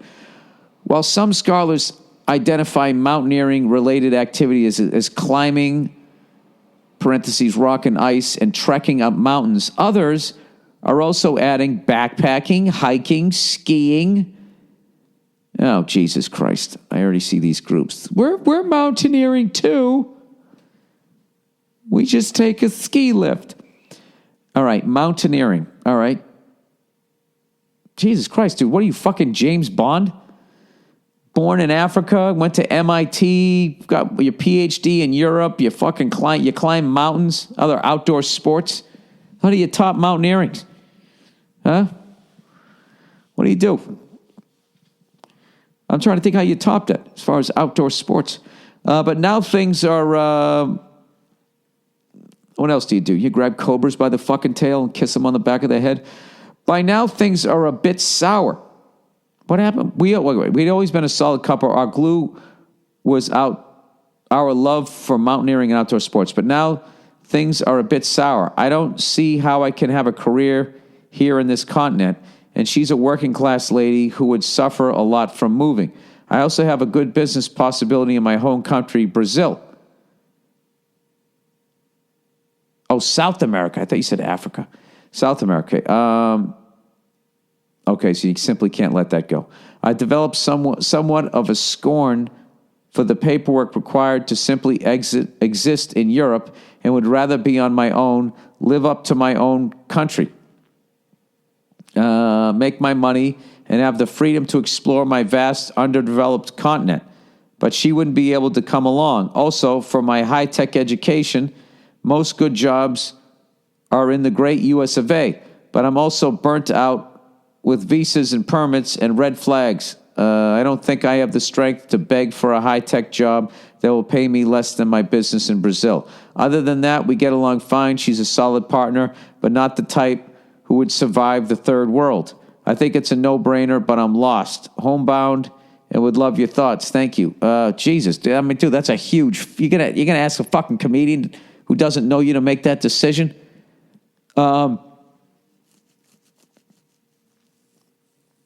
I think at the end of the day, whenever it comes down to stuff like this, you have to make decisions that are going to make you happy. All right? If you don't, you're not going to be happy, and then you're going to make the person you're with miserable. However, if there's kids involved, then, you know, you got to man up and suffer. It doesn't sound like you got any fucking kids. All right? If you're married to this woman and you don't have any fucking kids, then, you know, if you're going to start getting resentful and you're just going to argue and argue and argue and argue, all you guys are going to do is take great years, young, healthy fucking years of your life where you should be having a good time, and you're going to just make each other fucking miserable. All right? So either you figure out how to fuck to stay with her, or she comes along with you, or you go your separate ways. But if you need to, you know, because guys, we're not good sometimes expressing ourselves, maybe if you sit down before you talk to her, you write down what would make you happy. You write down the points you want to make. I used to do this shit. So I still haven't mastered this, but so I could figure out how to fucking have a productive confrontation. And I would list all the points that I wanted to make. I would list what I wanted, and then I would draw a big, stupid, smiley face, reminding me not to be an angry cunt. So I don't know if that helps you. I hope it did. So anyways, as if there weren't enough tragedies this month, my fucking, I don't know what happened. They didn't record the F1 race today. So I missed that Japan one. I did see the clip where, for whatever reason, Lewis Hamilton and Sebastian Vettel were like in some meeting in front of all the other drivers, like telling on each other. You know, oh, he took his steering wheel off. The other guy's like, oh, he took his seatbelt off. It was loose. That just made me, I swear to God, man, it's like F1, is that like the soccer of motorsports? I can't believe, what kind of a fucking, I don't understand people who, they have the balls to drive 200 miles an hour on each other's fucking bumpers, staring death in the face, and then they go in there and they fucking telling on each other. That was really disappointing to see. I still love the sport. It's such a great fucking sport, but I don't know. You know what it is? Maybe that's just it's too much access. I don't need to see that shit. You know what I mean? I don't need to see that fucking, I don't need to know all the fucking ins and outs, the Rosie, the Riveters, this guy fucking complaining about this or that. But anyways, congratulations to Lewis Hamilton, despite the fact you're telling on people in meetings shamelessly. Maybe that's like a fucking European thing. Like they just have different fucking rules over there. You know what I mean? You can walk around in a banana hammock fucking Speedo, and that's just totally acceptable. Fucking telling on people. I mean, that was embarrassing. I don't know. I don't fucking know. Why did I bring up how much I love boozing? Now I'm just thinking about getting one of those custom mattresses. Remember that thing where they used to have the lady jumping up and down on the mattress and the guy would have the glass of red wine and it wouldn't spill? That's what I need. Anyways, I got some acting work coming up here over the next, 4 or 5 weeks. So I got at least another 20 days on this whole not boozing thing. And I'm actually really enjoying it. I've dropped some weight and shit. I do enjoy not drinking, but I will tell you this. It's just nighttime right now, and it's fucking difficult. Oh, look who's here. Hey, baby, there ain't no easy way out. I won't back down. You know, it was one of the great things I've ever seen at a sporting event. Could you please say that again? Do your impression of me again. Well, one of the great things I've ever seen at a sporting event. The lovely Nia, everybody. Okay, Dad.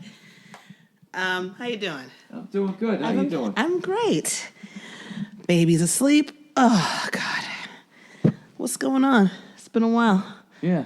I got her all amped up today, didn't I? Yes, you did. She had one nap for 30 minutes all day. That's ridiculous.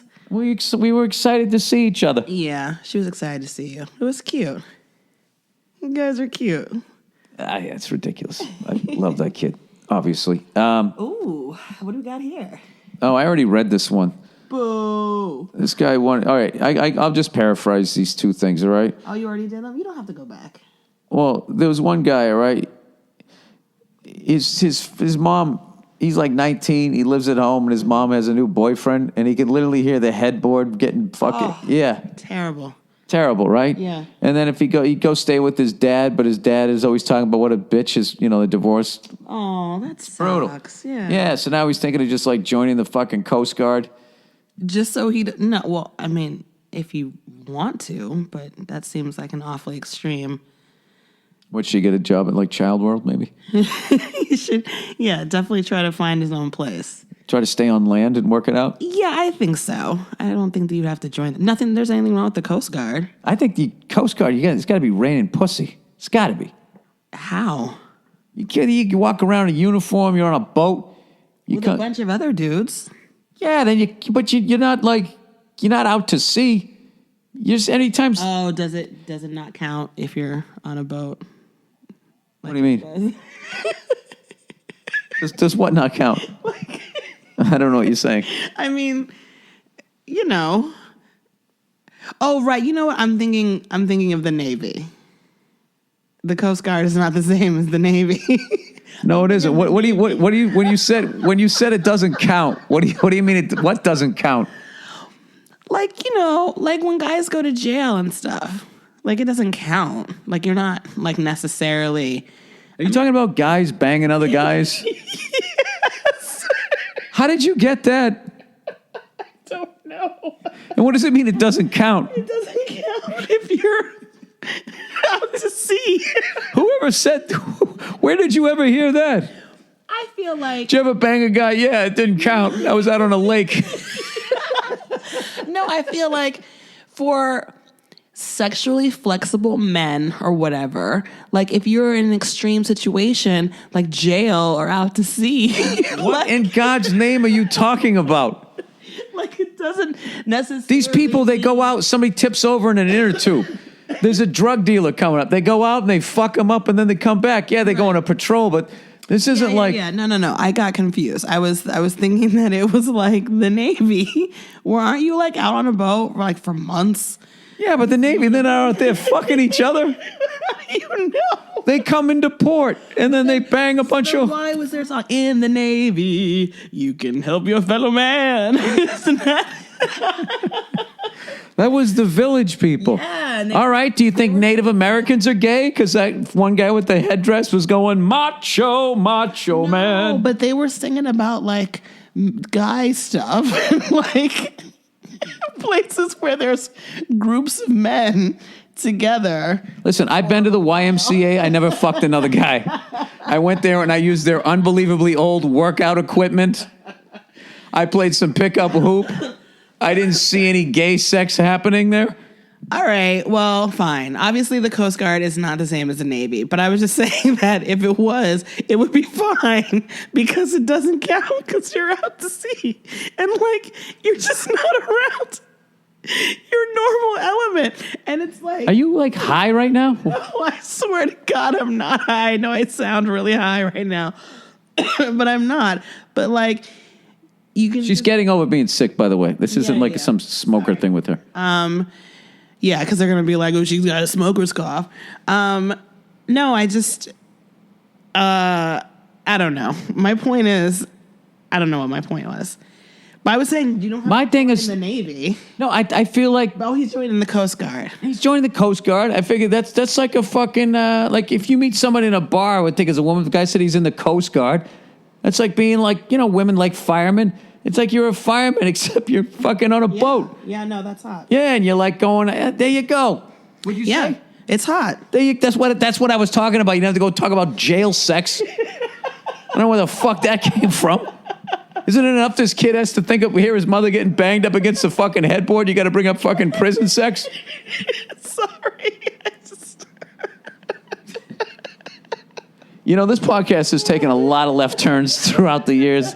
That was one of the bigger ones. All right, well, you don't have to join the Coast Guard just to get away from but maybe you do. I don't know. What does the Coast Guard do? They're like the cops of the water. Right, okay. This is who I married, everybody. This is when you thought she was the brains of the outfit. We have a child that we're going to raise. What is the Coast Guard? Oh, wait, that's right. Aren't they like the cops of the water? Hey, do they get upset when there's like a tornado? Not a tornado, look how dumb I am, a fucking hurricane. Hey, settle down, water. That'll be enough of that. No, they actually do a lot of badass shit. They save people's lives. They fly out there and fight all these fucking dopes. But they are the cops of the water. I mean, they would be insulted to hear me say that. A nicer way to say it is they guard the shores of this great country. Oh, can they? Oh, that's nice. Can they arrest you? Oh, good. Sound like fucking that guy from Christian Bale? Yeah. Oh, good for you. Can they arrest you? The Coast Guard? Yes.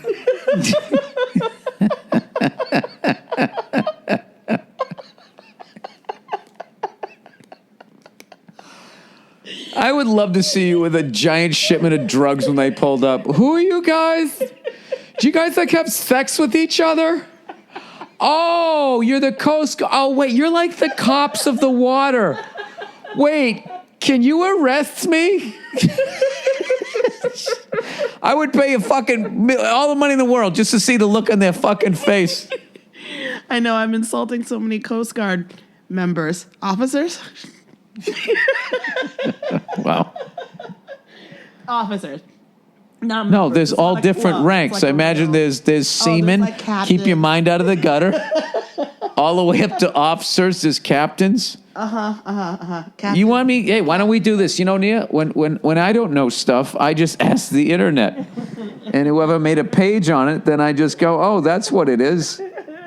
That's what it is. Okay. The Coast Guard. Let's get it. I got to go wiki on this so they'll actually help me out here. All right. Okay, the United States Coast Guard is a service chief and highest ranking member. Oh, this is the commandant of the United States Coast Guard, sorry.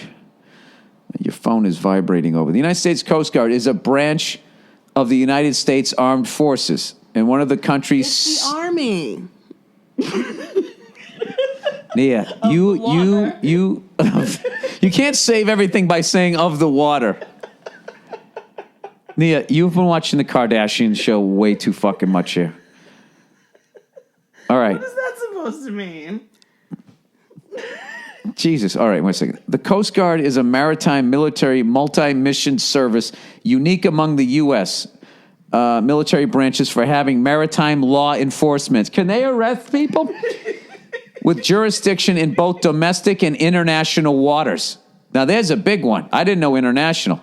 So you can't, outrun these fuckers and then just sit there and make faces at them the second you get out in international waters. I didn't know that. And a federal I thought once you went out in international waters, it was captain's law, right? Captain's log. And a federal regulation and mission is part of its mission set. It operates under the U.S. Department of Homeland Security during peacetime and can be transferred to the U.S. Department of the Navy. So All right, I'm gonna stop. No, so you're right. So I didn't realize that they were then activated. I thought they were like sort of the farm team, like AAA of the Navy. Of the water. Of the water, yes.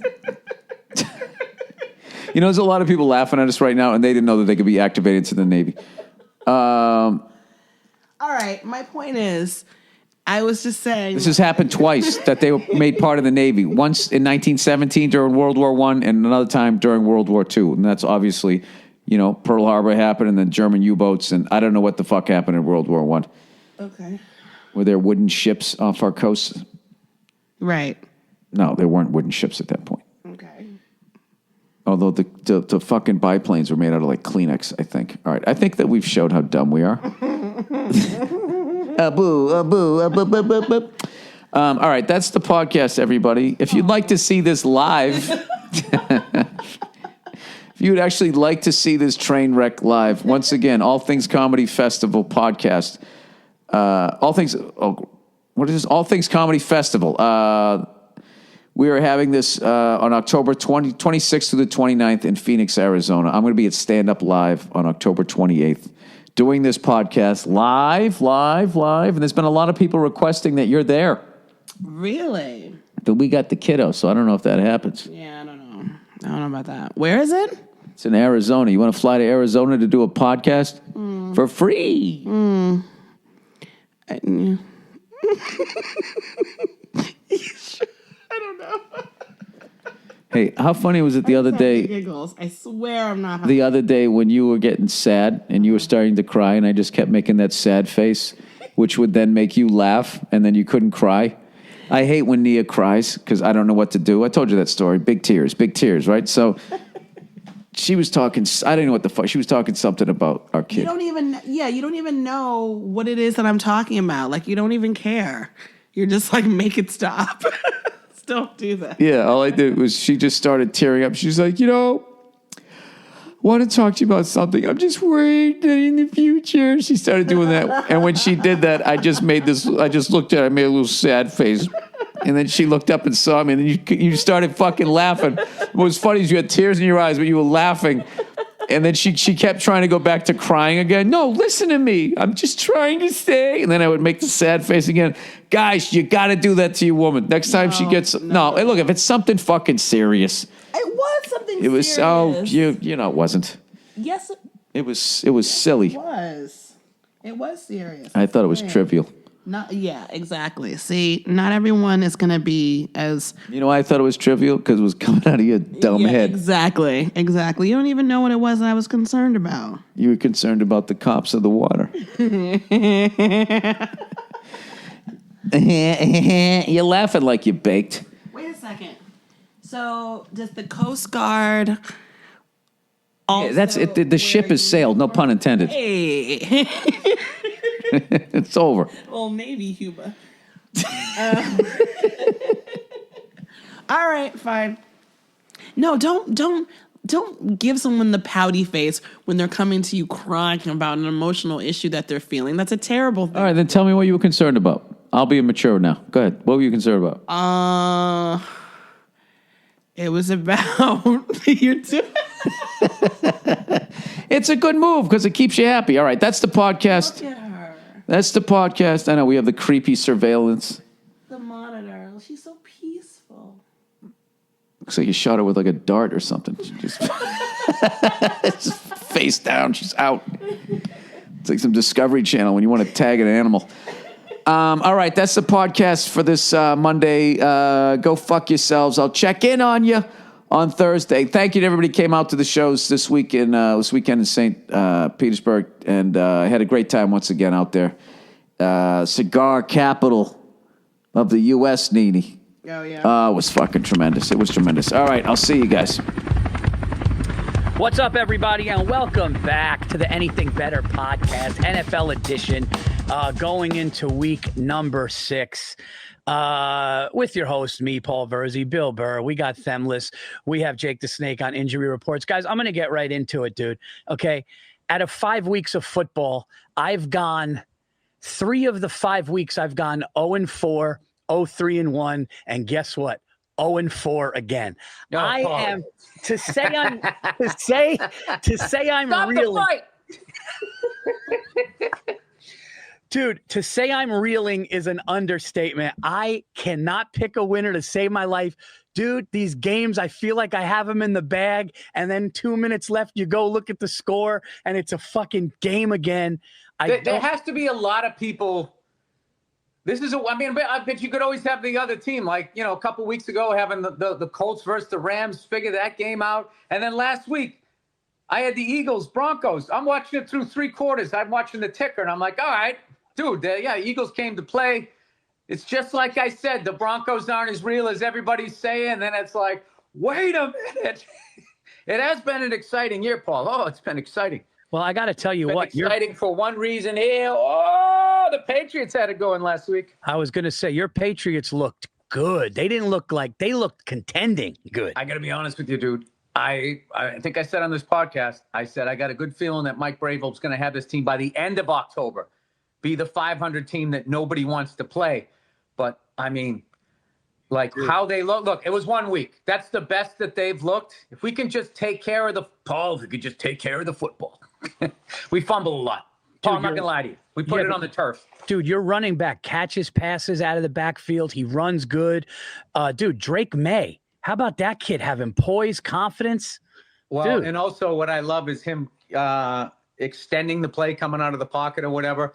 And what's his face needs to, if he could just act like he's playing Buffalo every goddamn week, how amped up he was. I'm thinking Shannon Briggs. I'm in boxing right now. Who are you talking about?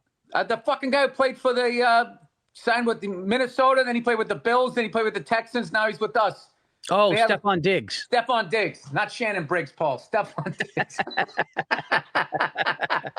Yeah, dude, that guy was a man possessed. Caught the first pass of the game. He's fucking crawling like a dog, looking down at the end zone. Dude, he was on fire. No, he wanted that game. Fire. He wanted that game bad. In the post, unbelievably wanted that game. Dude, he had like 10 catches for like 150 yards. He totally showed up. Our D showed up. Dude, in the post game, I've never seen a player almost get emotional on basic questions.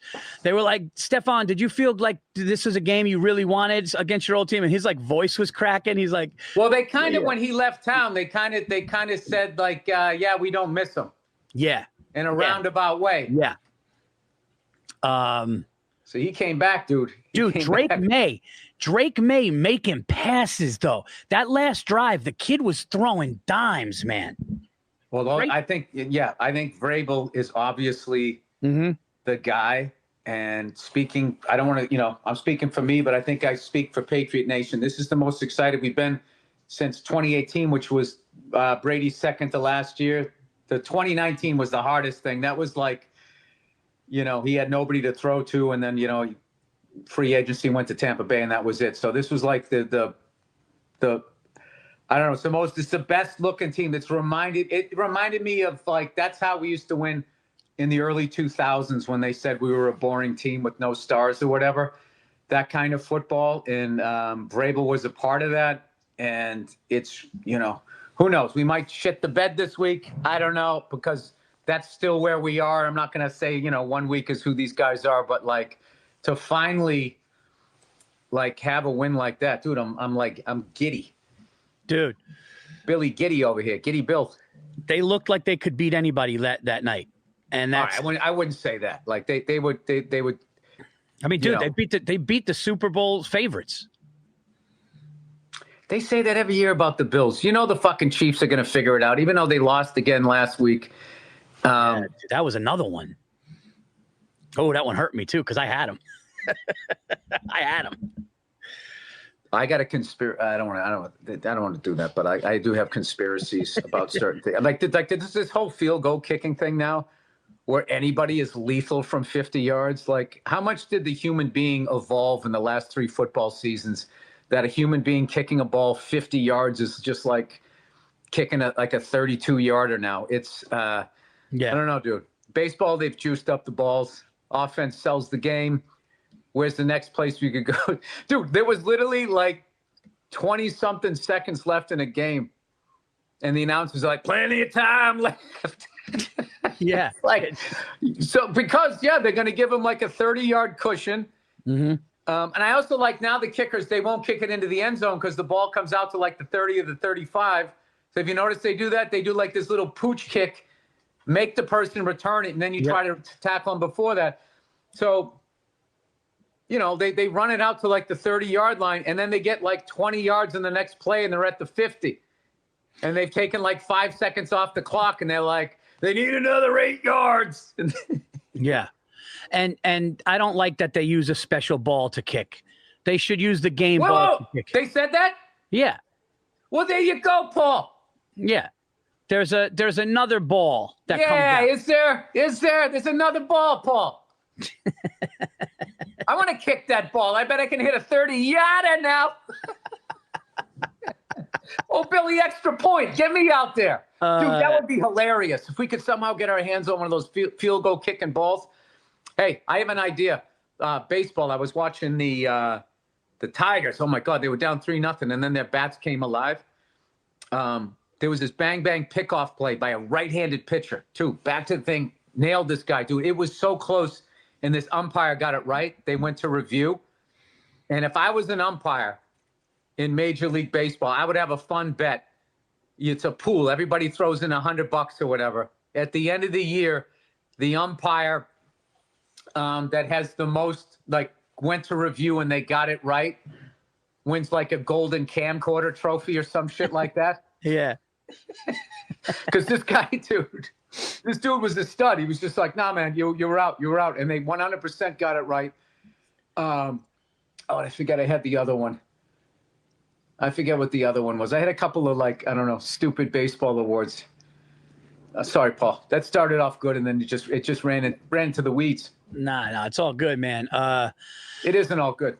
It fell on its face, and it needs to be addressed. I have no one to blame but myself. I didn't get it done. Sorry. Hey, you started out with confidence. You came out, you're like, oh, dude, this guy. No, because halfway through, I was like, wait, I had another one, and I couldn't remember what it was. They do get graded, though, right? The officials, they get graded. Those are the guys that go to the playoffs, and those are the guys that go. The umpires. What did I call them? The officials. Oh, okay. Well, they all We're get talking graded. baseball or football. And this is my fault, by the way. I think all of them get graded in all the sports, and then those are the guys that go to either the World Series, Super Bowl. Yeah. There was one guy, Angel Hernandez. I don't know if you remember him. Dude, this entire Instagram page is dedicated to that guy. Angel Hernandez was the MLB guy that everybody just hated because his mood would dictate the strike zone, and he never was in the big one. He was never in that I could remember. Let's bring in Jake. What do you think about guys? I feel like guys that just want confrontation, it has nothing to do. That's like some childhood shit. He always did. He would do a call bad and then look right at the ump or look right at the player and want them to run out at him. He was that guy. Oh yeah, he was that guy. Yeah, he would be like that sounds. Yeah. That sounds like he had an angry father. Yeah, it all goes back to. Let's bring in. That'd Jake. be funny, digging in, calling time, digging in. Just Angel, man, listen. I don't know what happened to you before this game, but it's not your fault. All right, and then all of a sudden the strike zone expands. Angel, dude, nobody understands you, dude.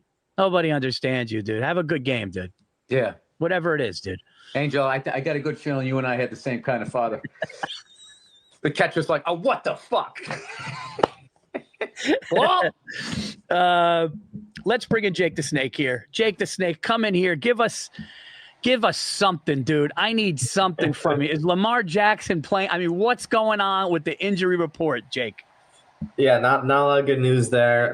Lamar's probably going to be out again against the Rams. So, I mean, the Ravens could be looking at 1-5 going into their bye week. So who knows what their future is going to look like. There was a trade that happened the other day. I don't know if you guys saw, but Joe Flacco was traded to the Bengals, and he's expected to start for them on Sunday versus the Packers. So I love Joe Flacco. Yeah, he's great, but that O-line, I mean, how old is Joe Flacco? Is he 41? I mean, Think Joe so. Flacco has been in the league forever. He's got 41 years of knowledge in that noggin. They just showed him on the commercial flight, like just standing in like line in economy, going to Cincinnati. Good for him. Good for They him. flew him, coach. He's 40. Okay, he's 40, which means he got in the league at like 22 or 21. So he's almost been in the NFL for 20 seasons, dude. I was in my mid-20s when Joe Flacco was a rookie on the Ravens. Yeah, he won the Super Bowl like, what was that, 12 years ago? He won the Super Bowl, yeah. Against the Yeah, 49ers. it was like 2012, I think. But yeah, Time is flying, dude. I know. Time is flying. Well, I'm happy for him, and I hope, well, dude, like I said, these past few weeks, I'm going to keep saying how wrong I was about Daniel Jones, but like it really is, the offensive line is so much.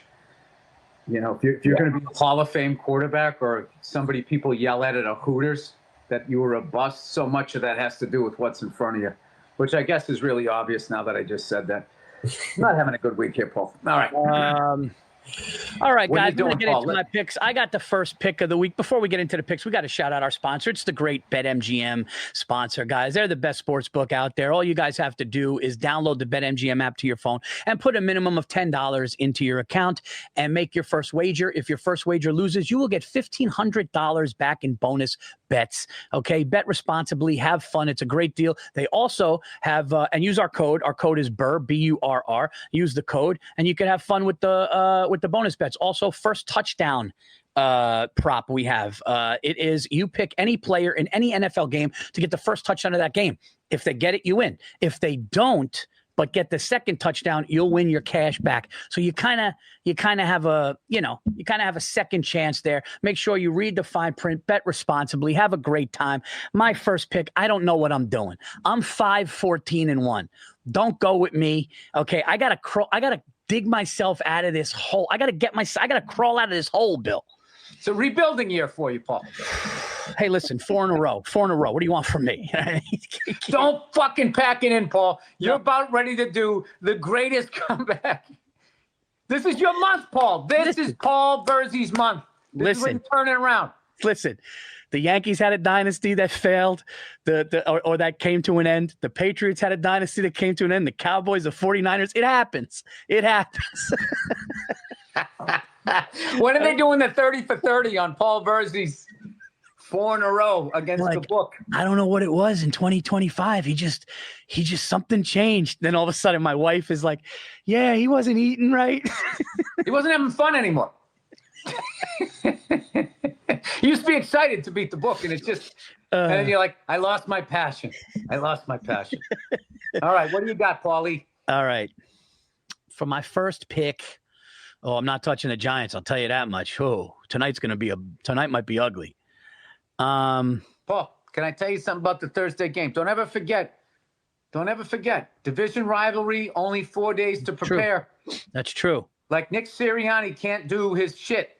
He only has 4 days, so it brings down his level and it elevates your guy who needs a hat and some sunblock. You know what I'm going to do? I'm going to go with the hottest team in the NFL right now. They had a big win. Thank you, Paul. No. No? They actually are one of them, but I'm going to take the Jacksonville Jaguars at home, -1 against the Hawks. Jacksonville is 4-1. Trevor Lawrence looks good. The new coach looks like he knows what he's doing, and they're at home, and it's basically a pick 'em. I'm going to take Jacksonville to go 5-1 to start the year against the Seahawks. That's a pretty quiet 4-1, too. I don't hear anybody really talking about them. Jake, just to protect Paul, because he's a little wounded right now, is there anything going on that he needs to know on that game? Seattle, is there a reason that's only a 1-point spread? No, I think you're looking at two pretty even teams. Seattle has some injuries on defense, if anything, but otherwise, Jacksonville is especially healthy. So, injury-wise, it should be all good there. Okay. All right. Jake, don't go away, buddy. I got a question for you. Sure. Right. I'm looking at that Dolphins-Chargers game, and that number seems a little low to me. Yeah, Chargers hurt. Chargers. Offensive line's hurt. What's going on? Yeah, the offensive line is really banged up for the Chargers. It's coming up in the last couple weeks. And then we just lost another running back. All right, I'm taking the Dolphins plus 4.5 because it doesn't make any sense to me. Yeah. It's a home game. And, I still think they got a competitive spirit down there. And some other sports cliches. I'm taking the Dolphins. The fact that we did this show without Jake for years is so funny. We would just pick not knowing. All right. I took the Chargers the last 4, maybe 5 weeks now, and I will not be taking them this week. I'm off finally. I know. Well, I mean, if you have to look, I usually look at head coaches now. And obviously, Jim Harbaugh is more experienced and that type of stuff. But, if your guy's running for his life, it's a home game. Dolphins need a win. All right, go ahead. How did they lose that game to the Panthers? Did you guys see the ending there? Because I just saw that they lost. So I was stunned. I don't know. Thought that was crazy. Right. I don't know, dude. Come on, Paul. This is just what makes that little old land. I'm gonna look. I got to do it. He thinks the Giants can cover, but he knows that they can't. Look. Buffalo is coming off a rough loss against the Patriots, dude. It was a rough one. And this is less than a touchdown, more than a field goal, less than a touchdown against the Falcons. I'm going to take Buffalo to win that game by 10. I like that. Well, you don't have to go crazy. Just to cover the spread, Paul. I liked it until you said by 10. Yeah, let's get the 3. Whatever. It's 4.5, right? 4.5. All right. I like that one. Let's see here. I got points in the first one. I'm going to take the Cowboys minus 3.5 going in and playing the Panthers. Ooh, I like that pick. Yeah, smart. I like that pick. Guys, why are you jinxing me? Everybody just agreed like that was a fucking foregone conclusion. Well, the Panthers stink. The Panthers do stink. Cowboys are Are the Jets winless? They're the only winless team left. Yep. Which is crazy. Dude, the Jets have something, dude. There's something, dude. There's something. I mean, look, dude, they made Aaron Rodgers look like his career was over. Or wait, that's not fair. That's not fair. He blew out his knee. Yeah. That's not fair. But it happened when he wore a Jets uniform. Dude, the fourth play of his Jets career was, dude. I know, and as hard as that was for him, wasn't it really the football gods looking out for him? They're going, dude, we got to get you out of here. Extracting him from that situation. We got to get you out of here. But dude, he not only is he playing great for the Steelers, he looks great in that uniform. Dude, he's been great for them. I hate that spread there, too. All right, for my third pick,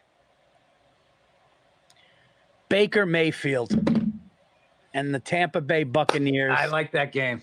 Yeah, that's going to be one of my picks as well. Minus 3 against the 49ers in Tampa. I just, it's a low spread. I like it. No 0.5 either. I like the 3.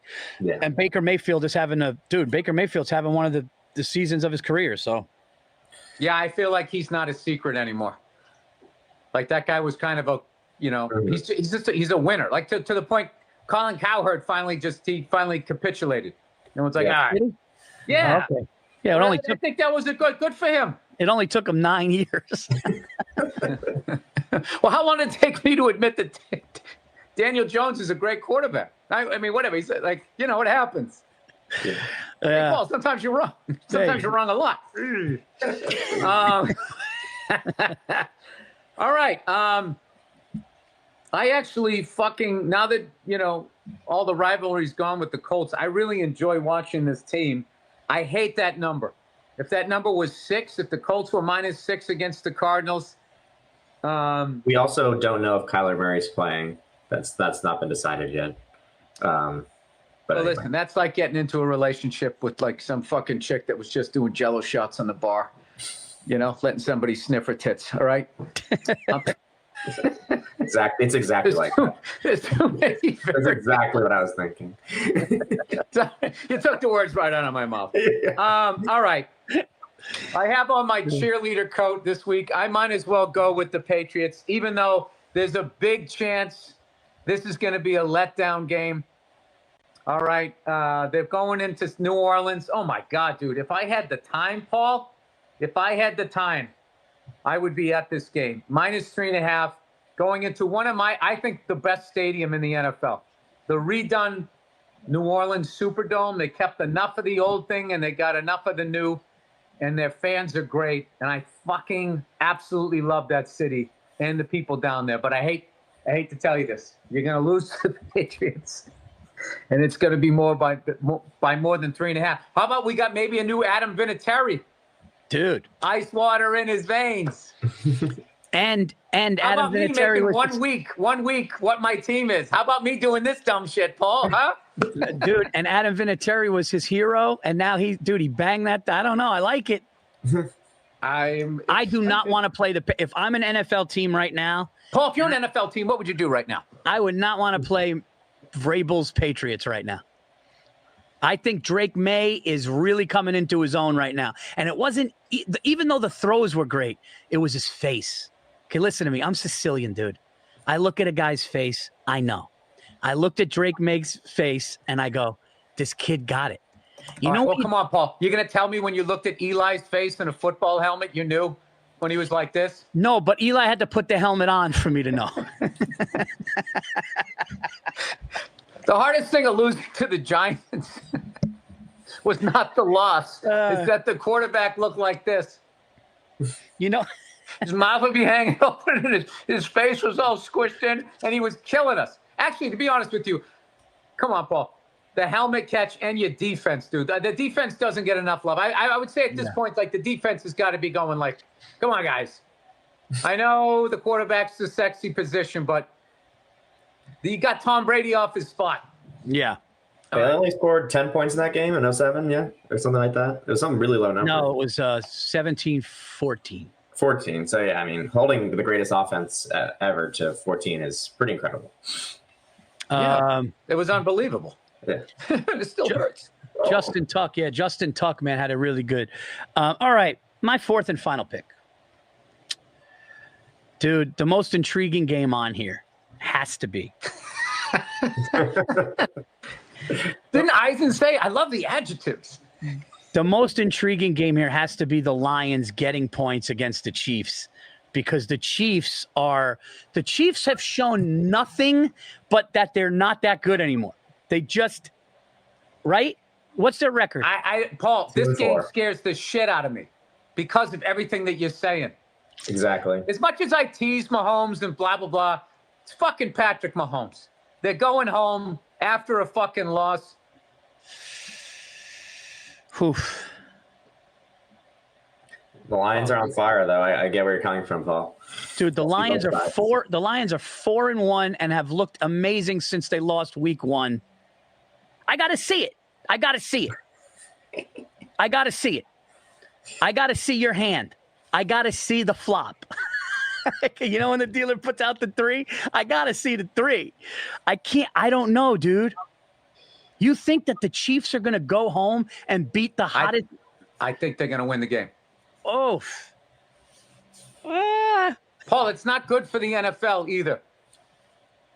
It's not good for Travis Kelce and Taylor Swift. If it's not good for them, it's a lot of money out the door. They would be what? Yeah. 2-4? They'd be 2-4. Yeah, I said their record's 2-3 right now. Yeah. Is Jaden Daniels playing? Yes. Yes, he is. I'm taking the Commanders at home, Monday Night Football. Oh, Paulie. Yeah. Monday Night Football, -4.5. He's back. They're at home. The Bears are what? 2 I want to say 2-2. They had a bye last week, so they didn't play. I'll take the Commanders Monday Night Football at home. They should win that game by a touchdown. I hope. Look at Paul. You almost did the 3 for you. You did Sunday night, Monday night. All you need is Thursday night. Paulie's a night guy. He's a comedian. I'm reeling, dude. Dude, I'm reeling. Paul, I hate seeing you like this. I don't, this is hard. This is real. I'm going to tell you something. This is really, is there anything better? Is there anything better than Paul Virzi up on the book talking shit? Him with his hoodie up, looking like he's getting over a head cold. You know, his wife has him outside now. You know, he's just The man is reeling, both professionally and personally. You know when a pitcher or a hitter's in a slump and then they go to therapy? That's what I'm at right now. I'm just. Do you know what I did like, Paul? When you lean back, I saw you have a polo. It's a polo hoodie. Yeah. It's not sad. You're still winning. I mean, what am I? Of course. I mean, What we are seeing is a winner with a little bit of depression right now. He's coming back. He got scruffed though, but it's lined up though. It's lined up. You haven't given up. no, not. It's not. Doing this stuff, and you had it down here. I'd be like, oh, Paulie. I might have to jump on a Delta flight.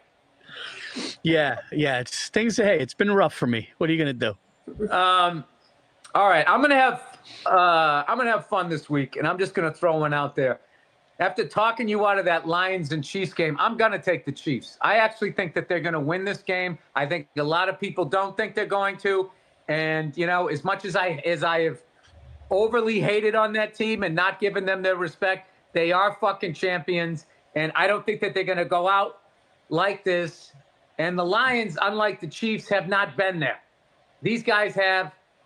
They've come back time and time again, and I just think, I think that not only are they going to cover, I think they're going to outright win this game. Wow. All right. Well, listen, I like the reasoning, and listen, When you put on a shiny jacket, you start to think you know things. They kind of have to, right? They can't go 2-3? Yeah, I'm so going to they'd go on be a limb and 4. say that this is a must-win game. I would say, not for the Chiefs, but close. Paul, the season, goes by fast, Paul. Andy Reid. If it wasn't for Andy Reid, if they had some other schlep in there, I'd go, oh, Andy Reid's great. When was the last time they had that many great coaches in one division? I don't think they're ever Andy had Reid, them. Pete Carroll, Jim Harbaugh. And Sean It's Payton. like when I go back to when I was a kid, like Don Shula was the legend in the AFC East. Chuck Noll was the legend in the Central. There was like one guy. But Yeah. they have three. 3 of them won a Super Bowl, and all 4 of them went to a Super Bowl, Yeah. which is pretty nuts. Sean Payton's the 4th. Wow. though. Oh, Sean Payton. I forgot Sean Payton. Yeah. Sean Payton won. Yeah, he won a Super Bowl. I mean, that's the, I'll tell you, Paul, that's a division you don't want to play. I'll just keep using that cliche. It sounds good. I like the must-win cliche. My thing is I like everybody says, hey, both things can be true. That's another one. That one's been going around like fucking COVID. Everybody. I got to That's win. what you do next time you get into it yelling at another motorist. You're a fucking asshole. You fucking cut me up. Hey, man, both things can be true. I think we're both the asshole. Oh, Paul, Monday Night Special. We came so We close. were right there. We do. were, Dude, we had him run one. We had him throw one. We had it right there. and And it was the Chiefs, Paul. When did they lose Yep. a game like that in recent history? No. Never. Mahomes throws a pick 6. I don't think I've seen that happen before. Only because we bet it. Dude, Now, he last threw a time I've seen 99 yard. That reminds me when 99. Peyton Manning threw that pick 6 against the Saints. Oh Like my you're God. just sitting there like, I can't believe that just happened. I remember that game. Oh my God. Yeah, absolutely. No, it's a big Here's your one, man. picks. Okay. All right. Sweet. So Bill has the Dolphins, Patriots, Cowboys, and Chiefs. I have the Jaguars, Bucks, Bills, and Commanders. Let's do the Monday night special. Monday night special is the Bears at the Commanders. I mean, I love the Commanders money line. Paul, you didn't let me sing my song. Oh, sorry. Let's do Let it. the Monday night special win some money for you. Let the Monday night special win some motherfucking money for you. We've won it twice this year. We're 2 out of 5. We went back to back, first time ever.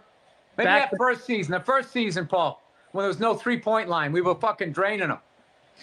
I think we hit 4 or 5 that year. We're going to beat it this year, though.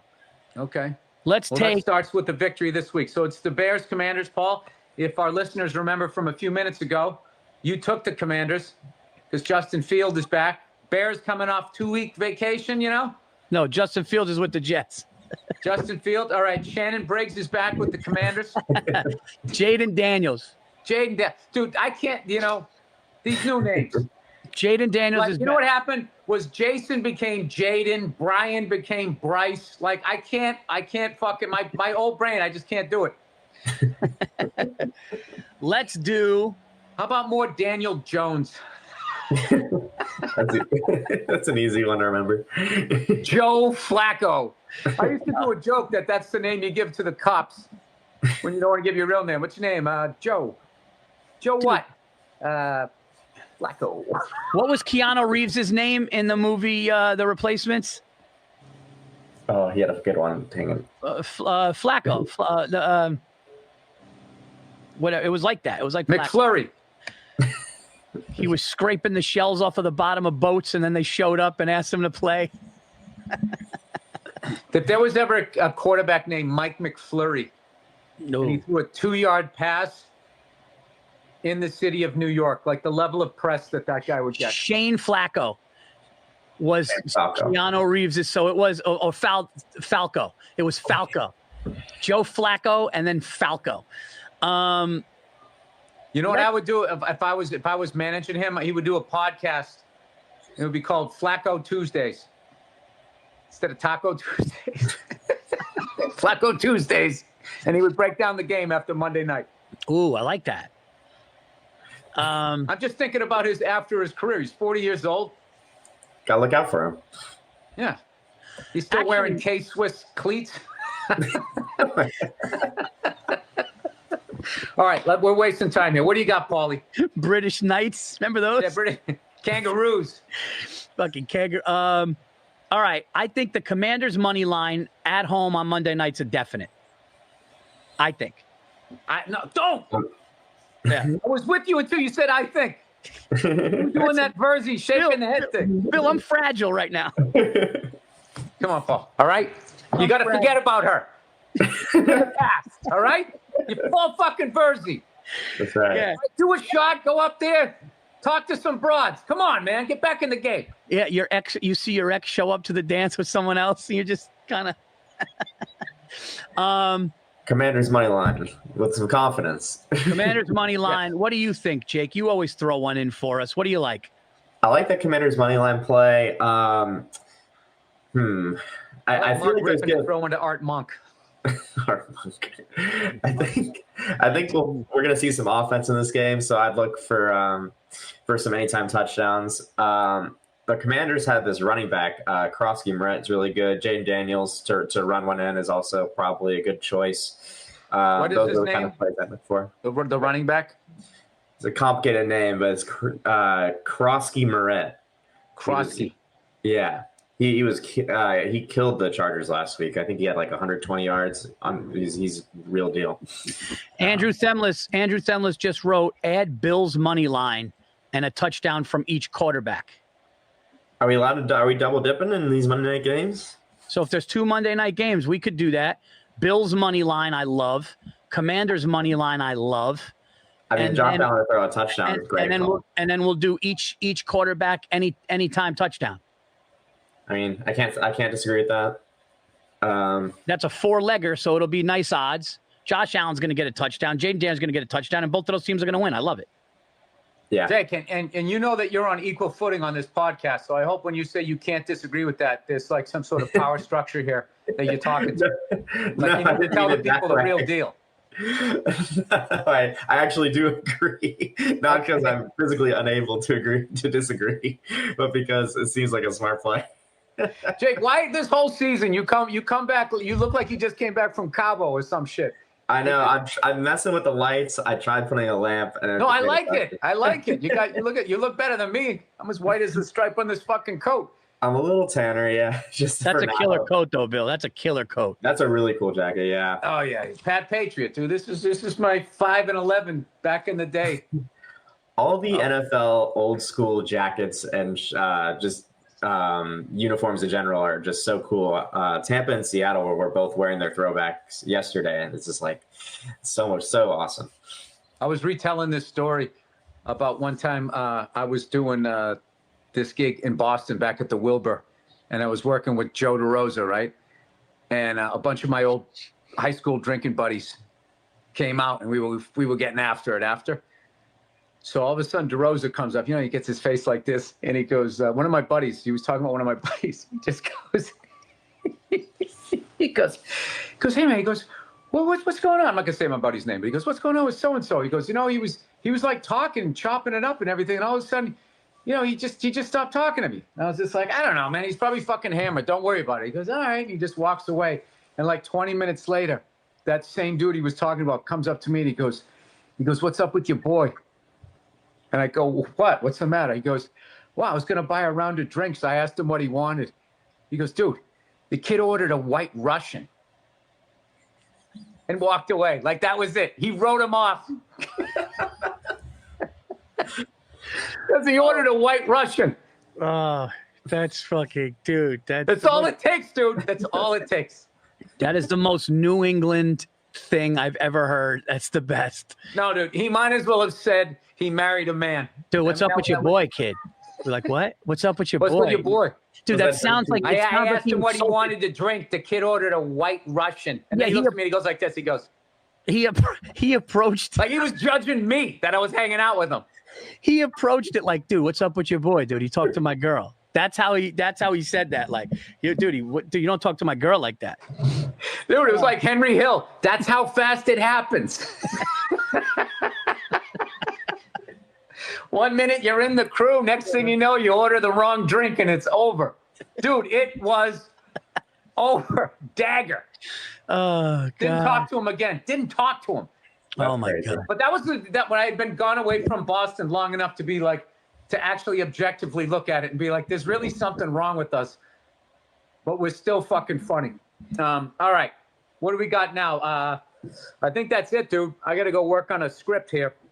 Yes, those are our picks, everybody. Download the app. Use our code BURR, B-U-R-R, and put $10 in. And if that bet loses, you'll get $1,500 in bonus bets and the first touchdown promo, guys. You take any player in any NFL game to get the first touchdown, you win. If they get the second touchdown, you'll get your money back. Please bet responsibly. I want to thank everybody that came out to see me in Sacramento, San Francisco on the 16th of October. I will be in Buffalo. I think I'm moving a Toronto date. I don't know, but I'll be there. Go to paulvirzi.com for all of my dates. And anything else we have? The listeners are going to want to know why a Yankee fan doesn't want to do stand-up in Toronto. Don't make them say you're ducking them, Paul. They need the reason. Listen, they were the better team. It's not like you're at a press conference. It was Paul, I somehow find them more annoying than you guys at this point. Dude, I don't know when that happened. They put up so many runs, dude. They put up so many runs. And then, I don't know if this bothers me, but when they're dumping champagne in our locker room, they're playing New York. I get it. They did that? They blasted New York. Dumb move. That is a dumb... They blasted Frankie Sinatra while pouring champagne on their heads. And I'm like, all right, you know what? But don't think we don't... Listen, I'm a true... Day after the by the way, we have to talk about Nick Totoro. Can I just say one thing real quick, Paul? Yeah. I'm going to state the obvious. You guys are not going to forget that, and they are going to regret that. Yes. Yeah. Yes. They are going. That is the stupidest thing. That was really dumb. Okay, go ahead. If you think you are a fan, you have to watch Nick Totoro's Instagram. There is nobody on this planet. There is nobody on this planet who gives a fuck more about the Yankees, to the point where I was concerned for his health. Dude, he was watching a game. His eyes were bugging out of his head, and he's going, what the fuck are we doing? Dude, his son was videoing it, and I literally was like, that man needs to sit on the couch. Every game, I am on his Instagram. Game 14 of the regular season, he's acting like he is a true give a fuck fan on a level that is hilarious and nuts and amazing all at the same time. Oh no, yeah, he's the amount of Red Sox fans that follow that guy. He transcends the Yankees. It's just like this is making me want to step up my game. Actually, to be honest with you, at my age. I just did his show recently, and he delivers a pizza to you. And I literally said that to him. I go, dude, I am actually concerned about your health. And he goes, I know. I go, no, in like a cardiovascular way. Like you can't be your age and bringing the RPMs to 8,000. You can't do that. He did a video of him going to the airport for the 2 Yankee home games, like he was on the team traveling on the road. He goes, all right, we got 2 games. We got 2 games. Like, you see him go to his hotel. You see him show up on the subway with the Yankee fans sitting in the thing. And then the next day, all right, we got that one more, back on the subway, and then flies home to California. It's incredible. It's incredible. He's like, if you so many times you say, you know what, I'm a big fan, and then you run into a guy like that. What I love about him, though, is it's not cartoony. No. You know what I mean? It's not like, paint your face and take your shirt off and trying to get on TV. He just shows up with a Yankee hat and the jersey he's been wearing all year, spilling fucking pizza sauce and Coke on, and just shows up like, Dude, when he's home, he puts the jersey over nothing. There's no undershirt. So it's just the jersey over skin open with his chains out. It's the greatest thing I've ever seen. Like literally, he's such a big-hearted, awesome guy too. So I actually, as much as I'm joking, I do get concerned sometimes. But then like when he's yelling though, he makes sense. Like he knows. When you made some big trade earlier this year, he and you guys blew a big lead that when it was basically your worst loss. I remember. Everybody has one. So he was just like going like, when they're not getting it done. He was basically yelling that the Yankees traded for all these players, and before the game, they already made the decision that they were putting them all in, no matter what was going on in the game. And he goes, every one of them, every fucking one of them. Oh yeah. I think that was the one where A-Rod actually gave him props, going, this guy's making sense. I remember the exact game. Cashman made a trade for all of these guys to fill in these holes, and the day they showed up, they all got in, and they all took part in the loss, and Nick couldn't handle it. Oh, yeah. No, there was they put in like 12 pitchers, it felt like. They just kept. All right, he gave up a dinger. Who's next? But they played New York, and Champaign. I don't like that for them.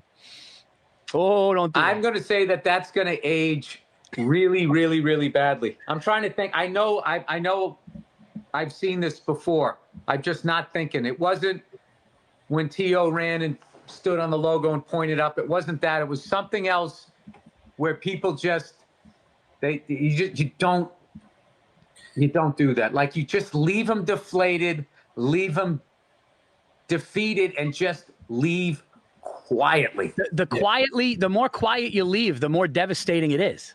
Yeah, and have respect for them. Obviously, to come in here to play the Yankees, the most legendary franchise, you just give them their flowers, and then you leave. And then when you're on the bus, you're like, hey, guys. That's exactly right. Start spreading the news. Fuck them. That's how you do it. You sing it on the bus home, or you sing it on the airplane home. You don't do it at the stadium. No, that was dumb. Yeah. How many songs do your bleacher fans already have? I will tell you what, though, man. Aaron Judge, dude, that ball he hit, that was 100 miles an hour on his fucking wrist, and the fact that he did that, man, was really. He's a great player, man. He's Paul Bunyan, dude. He's only 3 players with his stats, home runs. He's a great guy, dude, too. All right, guys, that's it. Look, here's the deal: Yankees are out, Giants are bad, the Knicks are the best team in the East. That's what I'm hanging my hat on. You always got the Knicks. Bill, your Patriots are coming around. Hey, listen, it happens. Hey, you know what? I don't know what the Bruins had their first game last night. I got to watch it. I taped the game. I don't know what happened, but hockey just started. Yeah, we scored it. We were scoring like 4 goals a game, it seemed, during the preseason. So we'll see. I just, end of the day, Paul, I'm a hockey guy. I love the Bruins. Yeah, I love them, and I still miss the Adams division. Just sucks. Bring back the Whalers. Bring back the Odd, the Garden, the Forum. I love those places. Bring back the Forum for sure. Bring back the Quebec Nordiques. Just give us something. The Hartford Whalers, dude. That was a cool logo. Yeah, they're now the Carolina Hurricanes, and the Nordiques are the Avalanche. It's weird that like hockey has so many good teams in the South. And they named him after weather. Yeah, and it's in the South too. You know, like Avalanche isn't weather, but you know what I mean.